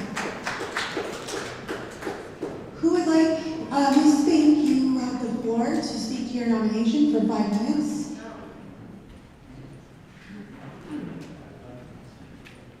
I think I kind of addressed everything already. I've been an accountant for 20 years. I've been on the board previously, short duration, but I think everyone who knew me at the time knew I did a good job. Never filed anything late. Even in my resignation, I made sure all the filings were done and helped the board continue on without any gaps. I really don't care if you vote for me. I'm not even voting for myself. You got it. But yeah, your call. Do what you want. Thanks. I'll actually speak to your nomination. Oh, I can't? Okay. Dave.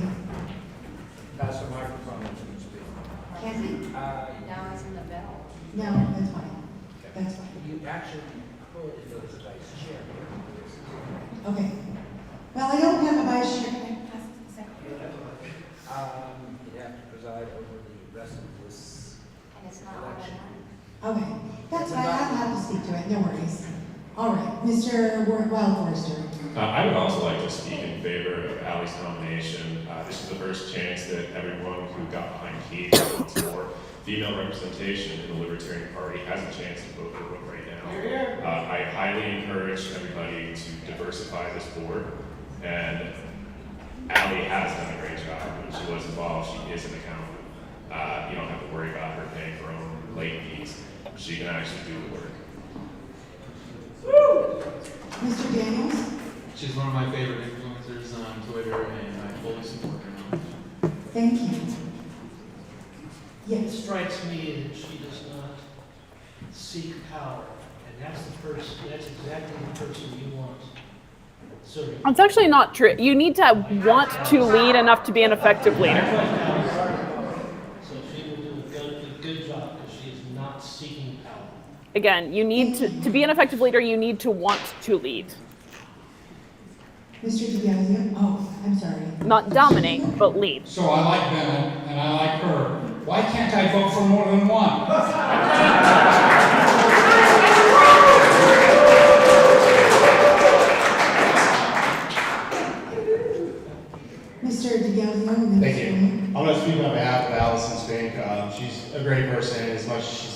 of government, she still keeps it compliant. I'd like to speak on behalf of Allison State as well. I was very impressed at last year's national convention. She was not a delegate, and yet she still chose to make it out, to observe, and to be part of that process. My understanding, based on secondhand from other board members, was she was excellent as treasurer. So I think she could absolutely serve this party by doing the job.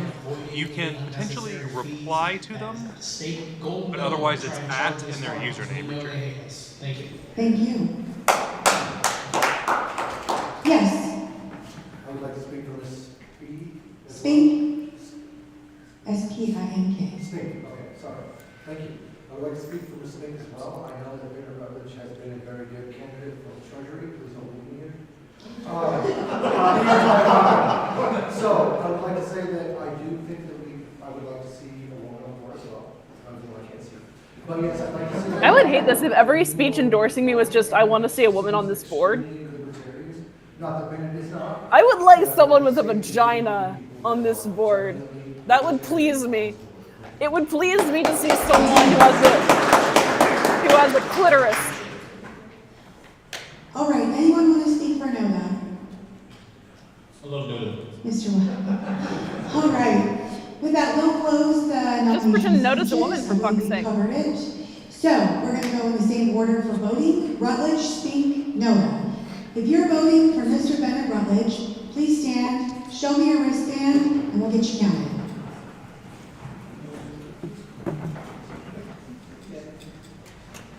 Guess equality doesn't matter.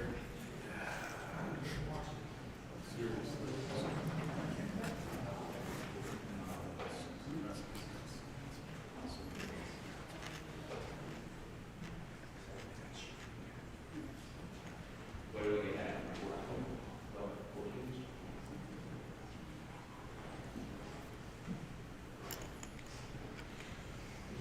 29.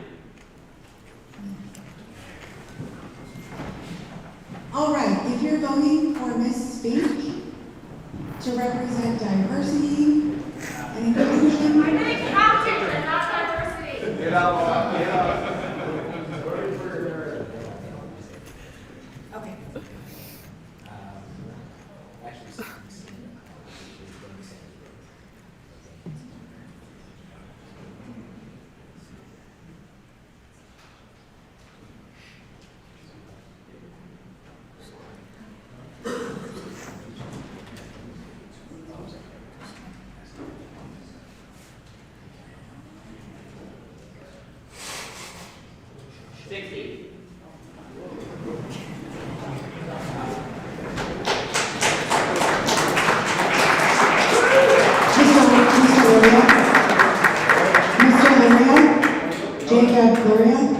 Bueller?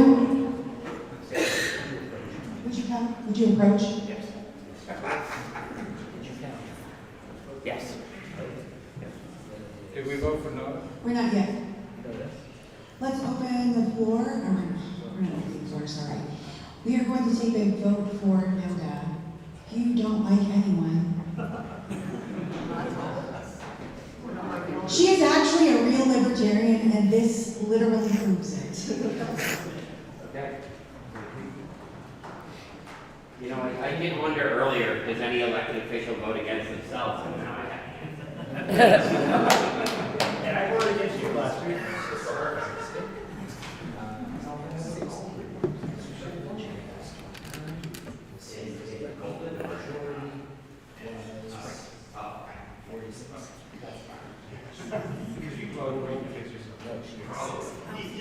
All right, Ms. Spink with 60 votes wins. Bennett Rutledge had 60 and Noda had 29. Sorry, I'm a little dyslexic. Noda had 1. The majority was 46. Ms. Spink, congratulations.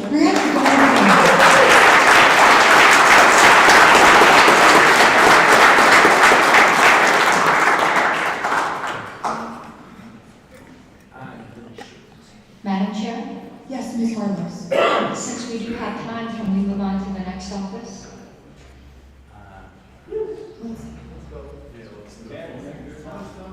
We can.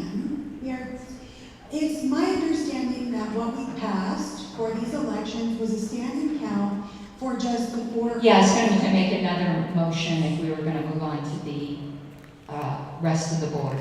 Okay. Do you want to move that? I want to do that right now. Yes. Okay, I move to suspend the rules to again have the same thing.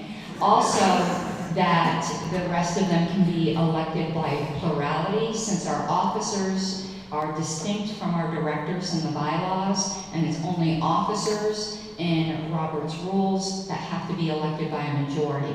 I think someone's going to get a majority anyway. This is to save time to not have multiple rounds. Second.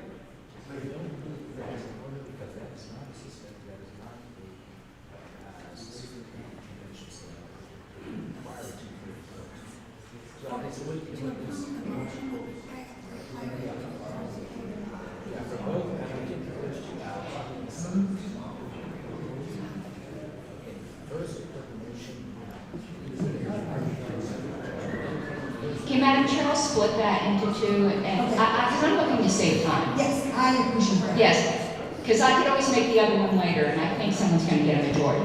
So I move to suspend the rules to do a standard counted vote, just like we did with the officers for the ones that are coming up next.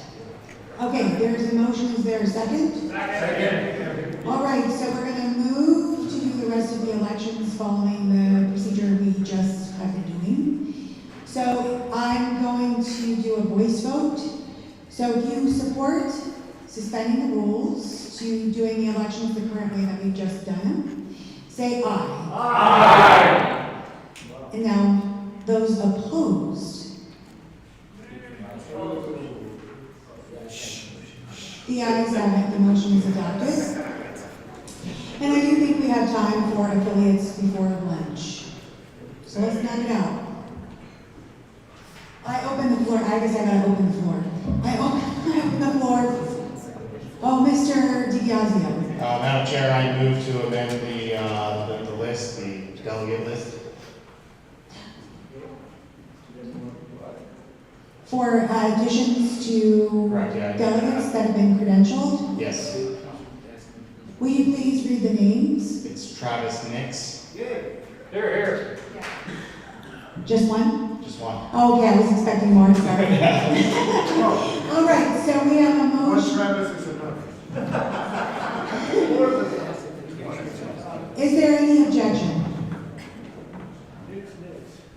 Hearing none, we did it. Yeah. Good enough for government work is the phrase I Yeah, don't. thanks, guys. I'm waiting to make a nomination here. Okay. I open the floor for nomination for affiliates director. I nominate Janet Turner. A woman.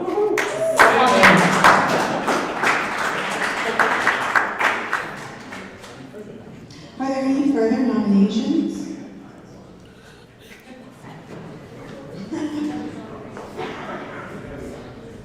A nomination. Sorry. Bronchitis. I always have bronchitis at convention. Where would we be without that?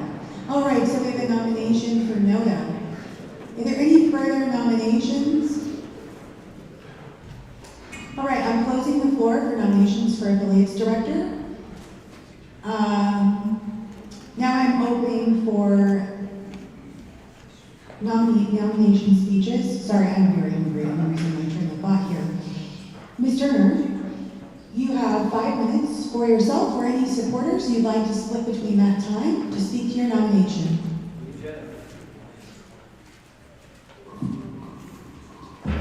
Hi, I am Janet Turner. There's a pamphlet out there, you can read it, it tells all about me, how long I've been here. The only thing I want to say is I have a nephew, he's a Marine. Whenever he comes to visit me from the East Coast, he looks at me and he says, Janet, you're a doer and a finisher. Yeah. That's it.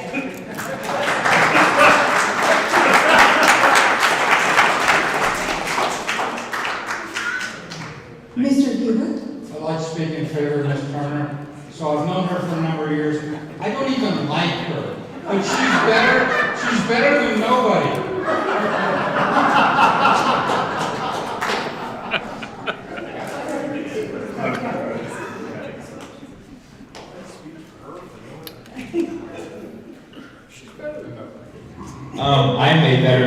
myself, and I want to make a speech for NODA. Well, we're not there yet. Oh, damn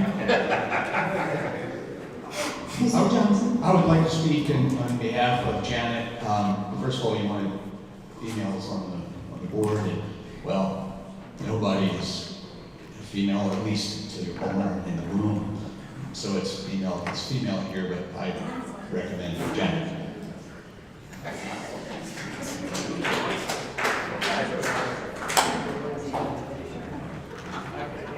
Yes, you were recognized. I would like to either nominate my cat, Lucinda Pestis. Well, I closed nominations already. Sorry. I would love to nominate Kitty.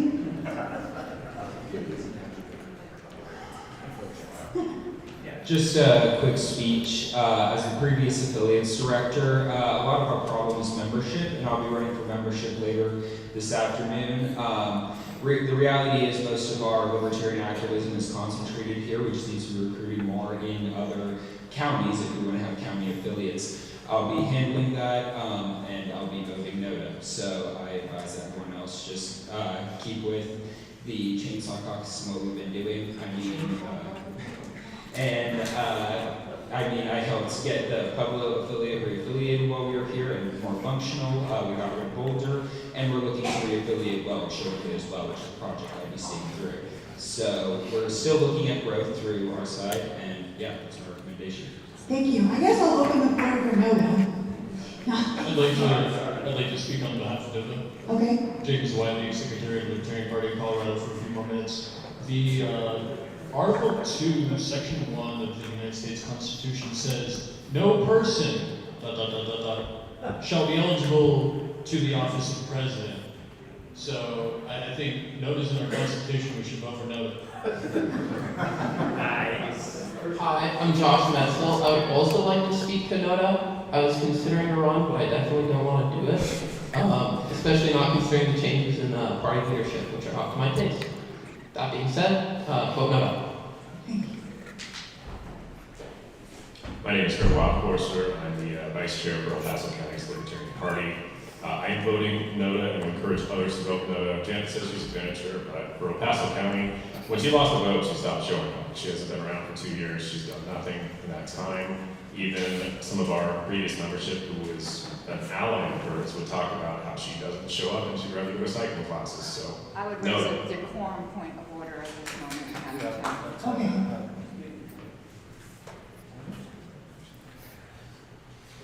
What is the point of order? What is the point of order? Actually, I've asked the member, he's done, but I believe that crossed the quorum and he should have been called to order. Which one? We should refrain from personal insults in speeches. It's better. Free speech. That was factual. She stopped showing up. It's over. It's over. Okay, I'm like, I'm just lost. No, it's over now. It's over Okay. now. Thank you, Matt. Because I'm still not any more clear right now. She's strong. She's flipping us off. Free speech. Huh? She's flipping us off. Yeah, for the problem. Let me just go ahead and make a quick, nice little announcement. Decorum is much appreciated. So that goes for people who like me and people who hate me. People who feel pretty neutral about me. I just asked for some decorum because, like it is not, this feels like a plane, and I feel like it's a plane ready to help. I don't know why I did that. But anyway, I would just like for us to at least be good friends and neighbors while we're sitting in this room. And if anyone wants to go duke it out on some other property after this, be my guest. I love good fist fights, asked by his husband. I'm going to say to the floor, it is also noon, so for those of us who are hungry. All right. Yes, let's bring her to a vote. First, we will be doing Janet Turner. Janet Turner. Sorry, I'm just really losing my train of thought. Are we running out of time for speaking? Yes, I closed on it. We're gonna just bring to a vote. So if you would, we're gonna do Ms. Turner and then NODA. So if you would like to vote for Ms. Turner, same rules apply. Arms up, hands out. Show us your people voting pride. Thank you. I'm getting you guys a lot of shout outs from up here.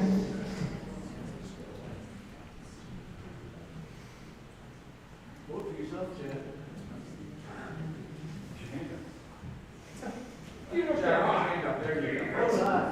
Somebody put it on top of the chair. You first.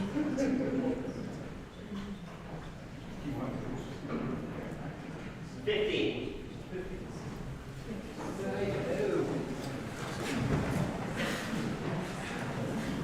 Now, we're back to our wonderful favorite candidate of every libertarian everything ever, Noda. If you're voting for Noda, please stand, show me your wristbands. Love the bang. Wristband.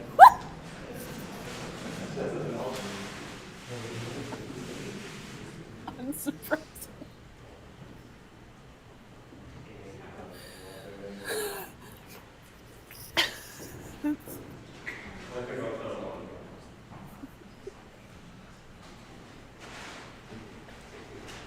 Kyle's making me laugh, everyone.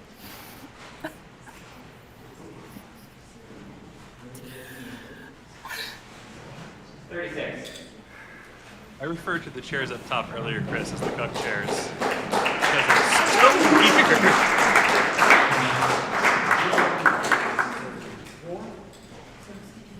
All right, so Ms. Turner is elected with 50 votes for herself, 36 went to Noda, and the majority would be 44.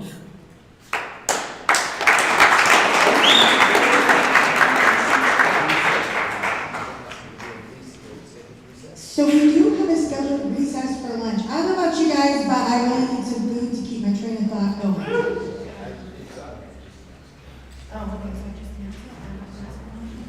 So with that, Mr. Montoni.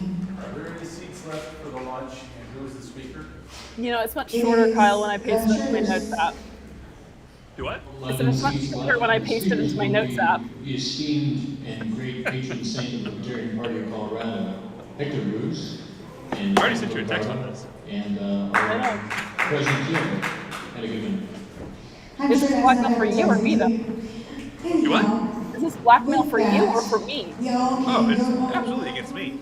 Kyle's blackmailed himself, everyone, just to let you know. 1:30, guys. I didn't want to let you go without telling you that. We're going to be recessed until 1:30.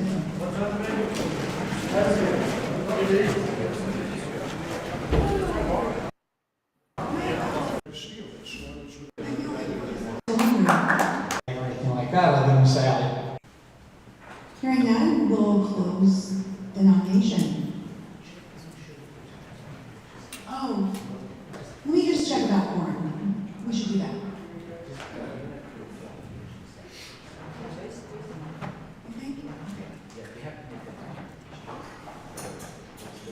Announce you, there's a quorum present. You are. Actually, as soon as your phone goes in, somebody asks you.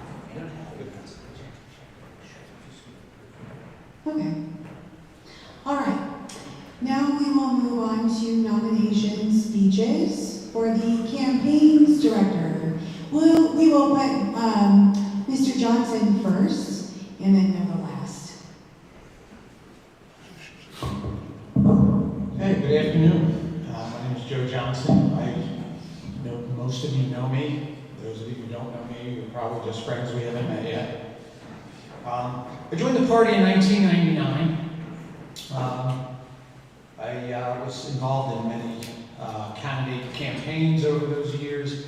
You never forget your first one. That would be the Elect Glazer campaign in 2000, House District 24. I ultimately became the campaign's director for that campaign, and that was so successful that we managed to earn a 2-page spread in the Denver Post for that candidate on their election edition of that paper. Quite proud of that one. In 2000, 2002, and in 2012, I led the initiative for the full slate, where we ran candidates up and down the ballot. It was hugely successful. The following year, after each time we did that, we had a hockey stick increase in membership to the party. In 2004, I was elected to the position of trustee in the town of Frederick. That means that I'm the unicorn, otherwise known as an elected libertarian. I served in that role for 4 years. While I was there, I managed to beat several mill levy overrides, pillow tax, etc., etc. I consider that a success. I not only won that race, but I won that by the largest margin of any candidate in that election year. Basically blew the numbers away. I don't say any of these things to brag or anything like that, other than say I have some experience in campaigns. I was walking, being an elected candidate at the municipal level, you might say I was walking the decentralized libertarianism long before it became a catchphrase or a meme. I believe in getting people elected at the municipal level. Yes, sir. But enough about me. I have a plan for this role. I passed out my campaign materials. I've got a stack of them if you would like to see them. So I won't bother going into that here today, but I would like to talk about my vision for this position. Those of you who know me, have heard me say many times before, all successful operations and organizations, directors direct. The days of the activist director must come to an end. Directors should be leading a department of volunteers, etc. And so to that end, I intend to spend the next year or more, if necessary, reaching out and getting volunteers into this organization so that we can grow to where we belong. So from that perspective, I intend to work with the communications director and the outreach director and the membership director to touch each and every libertarian in the state, try to get them into the fold. Further, I will work with the affiliates director to make sure that we have a campaigns director at the county level. At the end of the day, every election it is at the local level. And so we need to be doing this across the state. So that's my plan. Thank you for taking the time to listen to me. Before I sit down, I'd like to ask 3 favors. First one, obviously, please vote for me. Still going on. The second one being, please look into your hearts. Stop and think about what is your passion. What is it that gives you the fire? And whatever that happens to be, look to the board and see the departments that aligns with, and then go volunteer to work there. And I'll ask, regardless of what caucus you come from, anti-caucus or cabal or what have you, please, and the vitriol you may have walked in the door with, please toss that in the trash can, look into your heart. And as you vote today, vote for who the candidates and or the amendments, etc., that are going to help grow this party, bring this party together, end the division, let's work together, let's make the Libertarian Party of Colorado relevant in this state. The voters deserve better, the members deserve better, you deserve better. I'm going to work to try to bring us all together and build this party into the size that it deserves to be. So, thank you.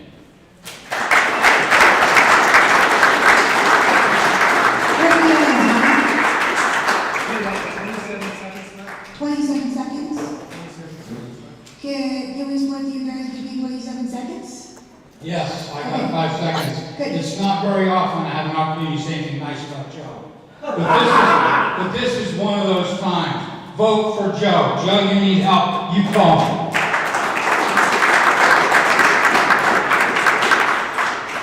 Please allow me to tell you a little story about Joe. It was 2000, and Joe decided we were going to fill the ballot. It was going to be a full slate. And we were busy working on that and working on that. We had everybody working on that. Time. Sorry. All right. Al, give me a minute. Would you know that there's one house district in southeast Colorado? Move to extend. 1 minute. Second. There's one district there in southeast Colorado that had one libertarian in it. And Joe got him into the push on the ballot. That poor guy had to put up with Joe for 2 weeks before we finally conceded and got on the ballot.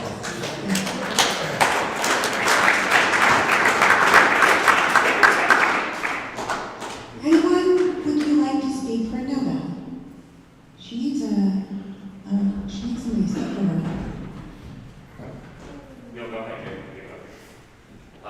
I do speak for NODA, because after 50 years, what are we even doing here? Thank you. Yeah, what do you say? He's the same one that was speaking for Jim Wiley I'd earlier. like to support NODA. They have a great So is this record. guy. Very perfect. So. All right, well, we will, And unless it's always these people who are like 28, who are like, we've been doing this for 50 years and never gotten anything done. Kyle's old now, so he makes fun of 28-year-olds. It's true. Kyle became old just a few days ago. It's true. 2 days ago, in fact. So Kyle's old. I'm no longer in the 25 to 35 bracket. So old! It's true. But like, most of the people that are going on about the Libertarian Party having never done anything joined after COVID. The Libertarian Party has done lots of things. Whether you like those things is a different question, but lots of things have been done. anyone else wants to speak for Joe Johns? Or no, we've got time on that. For NODA, sorry. All right, so we will close nomination speeches and we will move to the vote. So you guys ate, so you're ready for your exercise of standing up and down. Let's do it. So if you would like to cast your vote for Joe Johnson for campaign's director, stand, raise your hand, get your armband up. Let's go, Joe!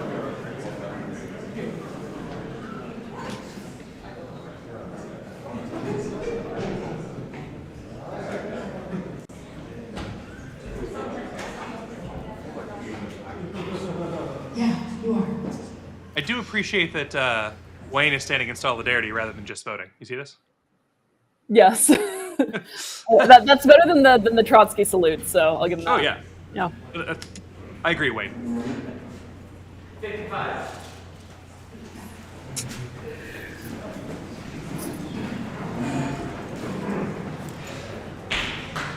If you're ready to vote for NODA, same drill, you know it, stand up, put your hand Although up. Kyle has demonstrated he has a different idea of what a Trotsky salute entails in the chat.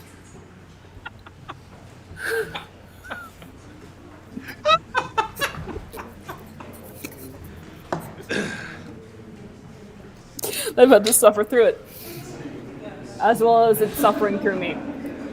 Hey!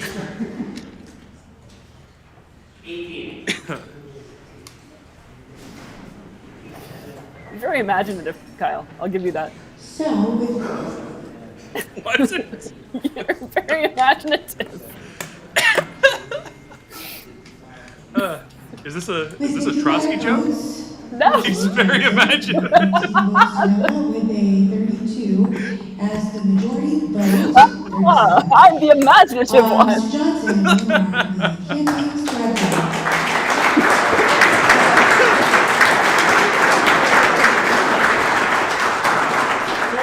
Trotsky is different. I do a good job. I probably got HD63 coming up for myself. I want like a camera cutaway to just like a nature documentary. Trotsky Now we move is on to the different. membership director. Oh, wait. Yes, Picking nits. that's correct. All right, so I will open the floor for nominations for the membership director position. Yes, Mr. Johnson. I would like to nominate Robin Early. All right. We have a nomination for Robin Early. Are This there is the any other only nominations? election where someone who's either an ally or ally-backed person doesn't win. Yes, Ken, we are actually almost Again, through. Perfect voting record, NODA.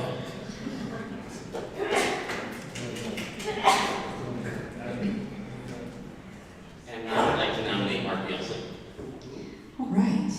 Excellent. Are there any other nominees? Okay, so we're going to open the nomination speeches. We're going to go with Robin Early first, Mark Nielsen second, Nona third. Hi, I'm Robin Early and I'm running for membership director of the Libertarian Party of Colorado. I bring years of experience in membership growth and engagement. I served as a marketing and membership director for Sweet Avalons International, both at the regional and the local levels, where I developed programs to recruit, educate, and retain members through outreach and communication. Professionally, I have a degree in project management and have coordinated 100 teams and many schedules. I've led agile teams, trained new employees, and built strong data systems, skills that I'll use to manage membership records, coordinate data with the National Party, and ensure our members feel informed and connected. I've also served as Vice President and President of International Association of Administrative Professionals, giving me hands-on leadership experience, developing education programs, publishing newsletters, and motivating volunteers. As Membership Director, I'll focus on recruiting new members, providing training opportunities, and working closely with the board and the Affiliates Director to grow and strengthen the party and focus on building a stronger, more unified libertarian movement across Colorado. Thank you for your trust in me and your dedication to liberty.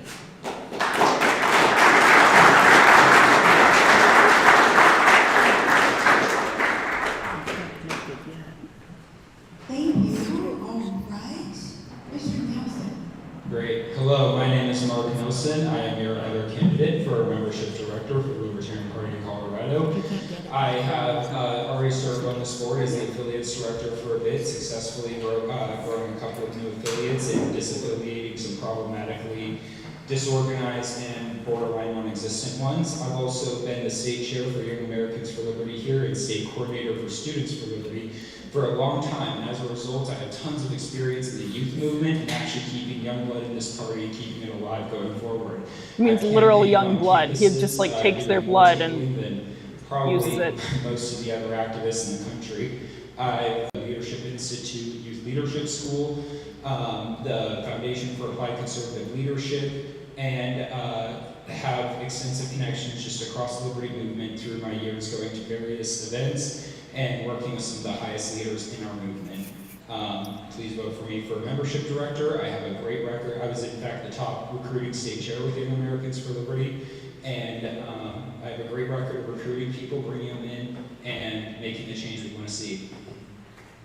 So I'd like to point out here that this is the person that wasn't an ally or ally-backed, and he still is someone who sounds like he actually wants to get work done, and he does actually have a record of getting some things done. So there's still a lot of hope here. There's not a single spot for the Colorado board of people that are with a person that we actively think is going to suck, right? And so this is such a big win for Colorado. We're so excited about it. I have not, Ken. If you'll send it to me, we'll throw it up and make fun of it, though. But like, yeah, they can take their shot on the way out, like whatever. By the way, if you see me making faces, it's because of things that Kyle is putting in the chat. It's true. That I can't. So I'm not necessarily. I'll tell you if I'm laughing at someone doing something there, or rolling my eyes at someone doing something up there. Yep. I have purposely tried to get Amanda off kilter. Kyle has been antagonizing me for the last half hour at least, with promises to continue.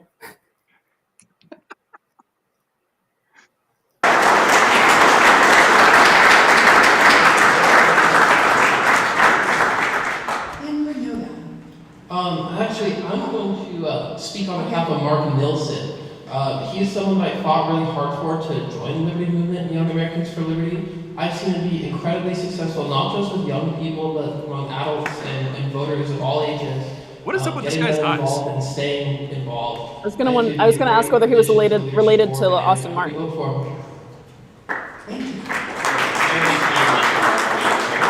feel like silent eyes going on. Yes, Ken has come through. Okay.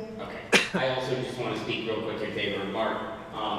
Having most of the leadership of the Young Americans for Liberty in Colorado become libertarian has been a huge jump. And that kind of young energy and recruitment and passion is something that I think, from what I've been speaking to, members of the new board that have been elected are looking for. And so if you want to bring in more young... So this was also shown, this is also what was thrown on Twitter. And it was a lie. He continued to post for another several hours after this. But we do see some strong real libertarians and allies here, and folks like Doug Craig and Keith Thompson pointing out, I would suggest deleting this. Okay, bye. Hi, Felicia. Also, we see some folks that we should definitely reach out to, like Angie Morley. Seems like someone that we should befriend. This is hilarious because Washington State Department of Propaganda is actually like a socialist communist meme group, which I have followed before because it is hilarious. And they're wrong quite often, but they've got good memes. So, damn it, I forgot to swap the thing again first. Left-coded memes are very like non sequitur right centered, which Keith might get mad at me for saying this. The website that Keith designed to make fun of LNC meetings was an extremely left-coded meme. Not in terms of like, you know, it wasn't advocating for anything. It was just left-coded meme aesthetics, right? So right-coded meme aesthetics are very... Okay, we got to show it now. Okay. We can't not show Keith's... Like, this is something that out-of-context communism would make. It's that kind of aesthetic. You can... So, we are joining the LNC meeting. And as a heads up, this is loud. So... Yes.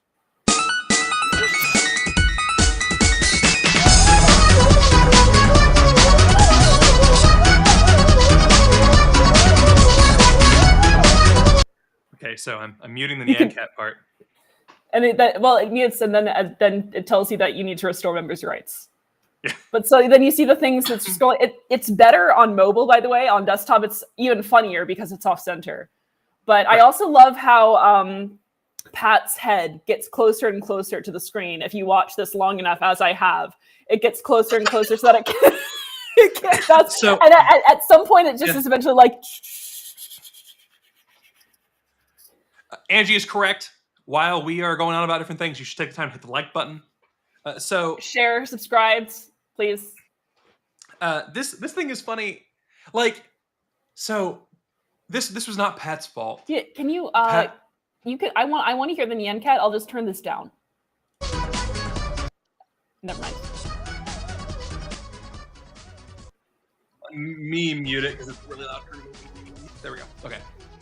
So Pat was in his I assume it's his truck. It looks based on the height. And he had his phone down up at him. And so the phone is getting what? Yeah. Thumb. And so the light from all around him has told the phone that to white balance it needs to darken everything, right? And so his shirt is just gone. And so there's just Pat's head floating there ominously. And I took a quick screen grab of this and just threw it in LPA. It was like, dear God, Pat's phone is eating Pat. And then suddenly this website exists. And I hope Pat's a good sport about it. I do think it's pretty funny. It's getting closer. See that? Yes, it's definitely getting bigger. At some point, it just starts jostling against the screen like that. Pat Ford Pong! Oh, goodness. This is youandtheinternet.com, by the way. See? See? This is amazing. Okay, so we can go back to the actual convention now. Detour, sorry guys. People and continue on this. Mark is the right person for this job. Thank you. Thank you. Oh, this reminds me. One more thing. I'm sorry. Oh. Amanda and I've had this argument. In my experience, almost all of the Mises guys tend to be like little pencil necky guys like this guy. To be fair, Kyle thinks everyone has a pencil neck. Okay, Kyle repeatedly just calls everyone scrawny. So I don't know what. People are scrawny. It's not my fault. So as you just heard, but no, go on. What were you saying? And so my experience is they all tend to be on the shorter end. They tend to be leaner guys. And Amanda, being in Wisconsin's like, these are not literally Amanda's words. But these are not my words. They're all corn-fed porkers. This is, I never said those words in my life, and I'm now afraid for that life because I genuinely I have never said anything about any specific member of the Mises Caucus or their appearance. And I want to make that absolutely clear. I spoke in generalities, and I never mentioned our anyone. experience with you is the people in Wisconsin. That's so. not true. I know a lot of people in the Mises Caucus from all over the country. And But generally speaking, most of the people, like more than 50% of the people in the Mises Caucus, of whom I am aware, are on the larger side. That's all that I said. And Kyle thinks that everyone is scrawny. Kyle thinks everyone is a twink. Many people are twinks. The Mises people are often not twinks because they're beardy. You can be a twink and have a beard. You're supposed to look young, so if you have a beard as a twink, it needs Whoa, to be whoa. This is a double standard here, because you have repeatedly, and I don't want to invoke your favorite person again, but you've called Trotsky a twink, and he definitely had facial hair. Not when he was young. Go ahead. Oh, Hold on. Like the little. Okay, no. But you said throughout his life you called him a twink. Oh yeah, but that's just to piss you off. It just pisses me off because it's incorrect. It's incorrect. The man was 5'8". Do you know how tall that is? For short. Revolutionary Russia? Very tall. I am. I'm 5'8" as well. For Revolutionary Russia, you're very tall. Yes. For a woman in the United States, you're very tall. Yes. If you were male, you would not be very tall. If I were a male in Revolutionary Russia, I would be very tall. That's true. But that's because they're starving to death, which Trotsky was not. Didn't stop you from trying to convince me that... I know exactly where she's going. This is good. You can tell the story. It made me so angry. Because I almost knew that you were trolling. She pulled up a picture of Trotsky in front of... a group of Ukrainian anarchists. Yes. Starving Ukrainian anarchists. Inspecting them as troops. Because this was during the phase where he was pretending to be in alliance with Makhnovists. And so he's inspecting these very drawn, very gaunt Ukrainian anarchists. And Kyle's like, I don't even remember exactly what you said. It was things like, you can tell from the cut of Trotsky's pants and the soldier's pants that the soldier is significantly larger than Trotsky, and the guy is starving to death. I was so angry. Has never been a skinny man. No. Even his mugshot from he was not fat when he was 26, but even the Siberia mugshot, the man has cheekbones all of a sudden. That's it. Oh, he's got a jawline for once. Amanda was so mad. I was so mad. So mad. So I kept that up for over a week. As far as the Trotsky's a twink thing, a month and a half, at least 6 weeks. You still do it, honestly. You still do it. True. I just know that you're joking. So it was a good time. She was so mad. It's the closest. He really was committing to it. Yeah. I thought he might be insane, more so than I already do. Because he's legitimately... no. It's forced perspective, Amanda, because the street is on a slope, so the guy that he's saluting at looks smaller, but he's tiny, Amanda. He's he's the smallest guy in the picture by far. He's half the size of the guy on the right. It was so good. It was so good. Made me so happy. He should have worn a helmet. You're correct. The thing is, his head was too big for a helmet. I don't know if you've seen pictures, but his head was... Someone's got to make a pumpkin that is just carved to his head because it will be his spitting image. The man had the relative face shape of a tomato. That's all I can say. And eventually kind of had like the hair of the tomato, like the little tuft just coming out. And so there is another hour in this. And if people really want the entire other hour to play, we can. But basically, all that happens is that Sean Badney wins the comms position, and then there is 45 minutes of argument about the JC, and if the JC is going to happen today after a motion to adjourn sine die. Sine die! And it doesn't... They decide not to go through with it because they want to make sure that since all these people are here, that they get a chance to vote for the JC. And then the Mises people get their panties in a twist, stand up and leave so that they no longer have quorum to vote for it.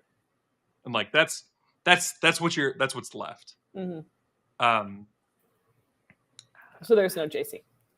Right. That's like the one shot they're able to get in is leaving. Again, the only way they can win is by forfeiting. So they leave. So there's no JC. Woohoo! And it just means that there will be no JC for the next 6 months. They have to have a convention in April for national. And in April, they'll have to choose a new JC. But this happened in anger. So, the takeaways here. Amanda's laugh scared my cat off my lap. I hope you're happy now. I'm extremely happy. The takeaways here are that the EMC took their ball and went home here. The Republicans got the shit kicked out of them by actual libertarians. The former board does not seem to intend to walk away from this. That's a thing that everybody who's fighting for the future needs to realize. Winning one convention and sending them packing is not enough. Right. What the hell? What? Stop. Make it not suck. There. The fact of the matter is, we must continue to show up. We must continue to grow. And we must continue to make sure that the party is for libertarians. If that is something that you want to help with, we're here. Not just me and Amanda. We as an LPA. I'm sorry. I should be more clear. The people. Amanda has pointed out that I often don't give enough context for things. And I'm of the opinion that you should understand the context based on what I'm thinking. But Amanda after the revolution, everyone will think just like me. So, yeah, if you want to get involved, discord.gg/LP-Alliance. We're also LP_allies on X. You can donate. We are getting as many delegates to Grand Rapids as possible and funding their travel, funding their lodging, and that's what supporting the LPA means. That's what that money goes to. So you scan that, it goes to our GoFundMe. We've got a 527. It's in good hands. And by good hands, she does not mean Allstate. No. Don't mean any state, in fact. Right for the Torch, thetorch.media. You can submit articles to me. They'll be edited. We've had some amazing writers, and we're getting more in. It's amazing. It's a wonderful, wonderful project to be a part of. Is my piece going up? Your piece that you just sent to me? Sure, Cal, you want it to? Yes. I will publish it under your name. It'll be the first down. PA fanfic. Yep. Okay. We accept LBA fan fiction, apparently. You should certainly mildly edit it first because it's not great. It's not grammatically correct, some of it. But yes, hit the like button, subscribe. It's not Trotsky's fault. Tell your friends. Tell your friends. It was your writing. It was in third person omniscient. Yes. And again, our movement is so much stronger with you, so please be a part of it. Until tomorrow night, we'll be we're starting a new series. We're doing a spotlight stream for the people of LPA. We're talking with Charlie Larkin tomorrow night at 8 p.m. On Tuesday, we have a solidarity stream, and we're talking to, we are talking to the new chair and vice chair of the liberated LP Colorado. So stay tuned for all that. and we'll see you here next time.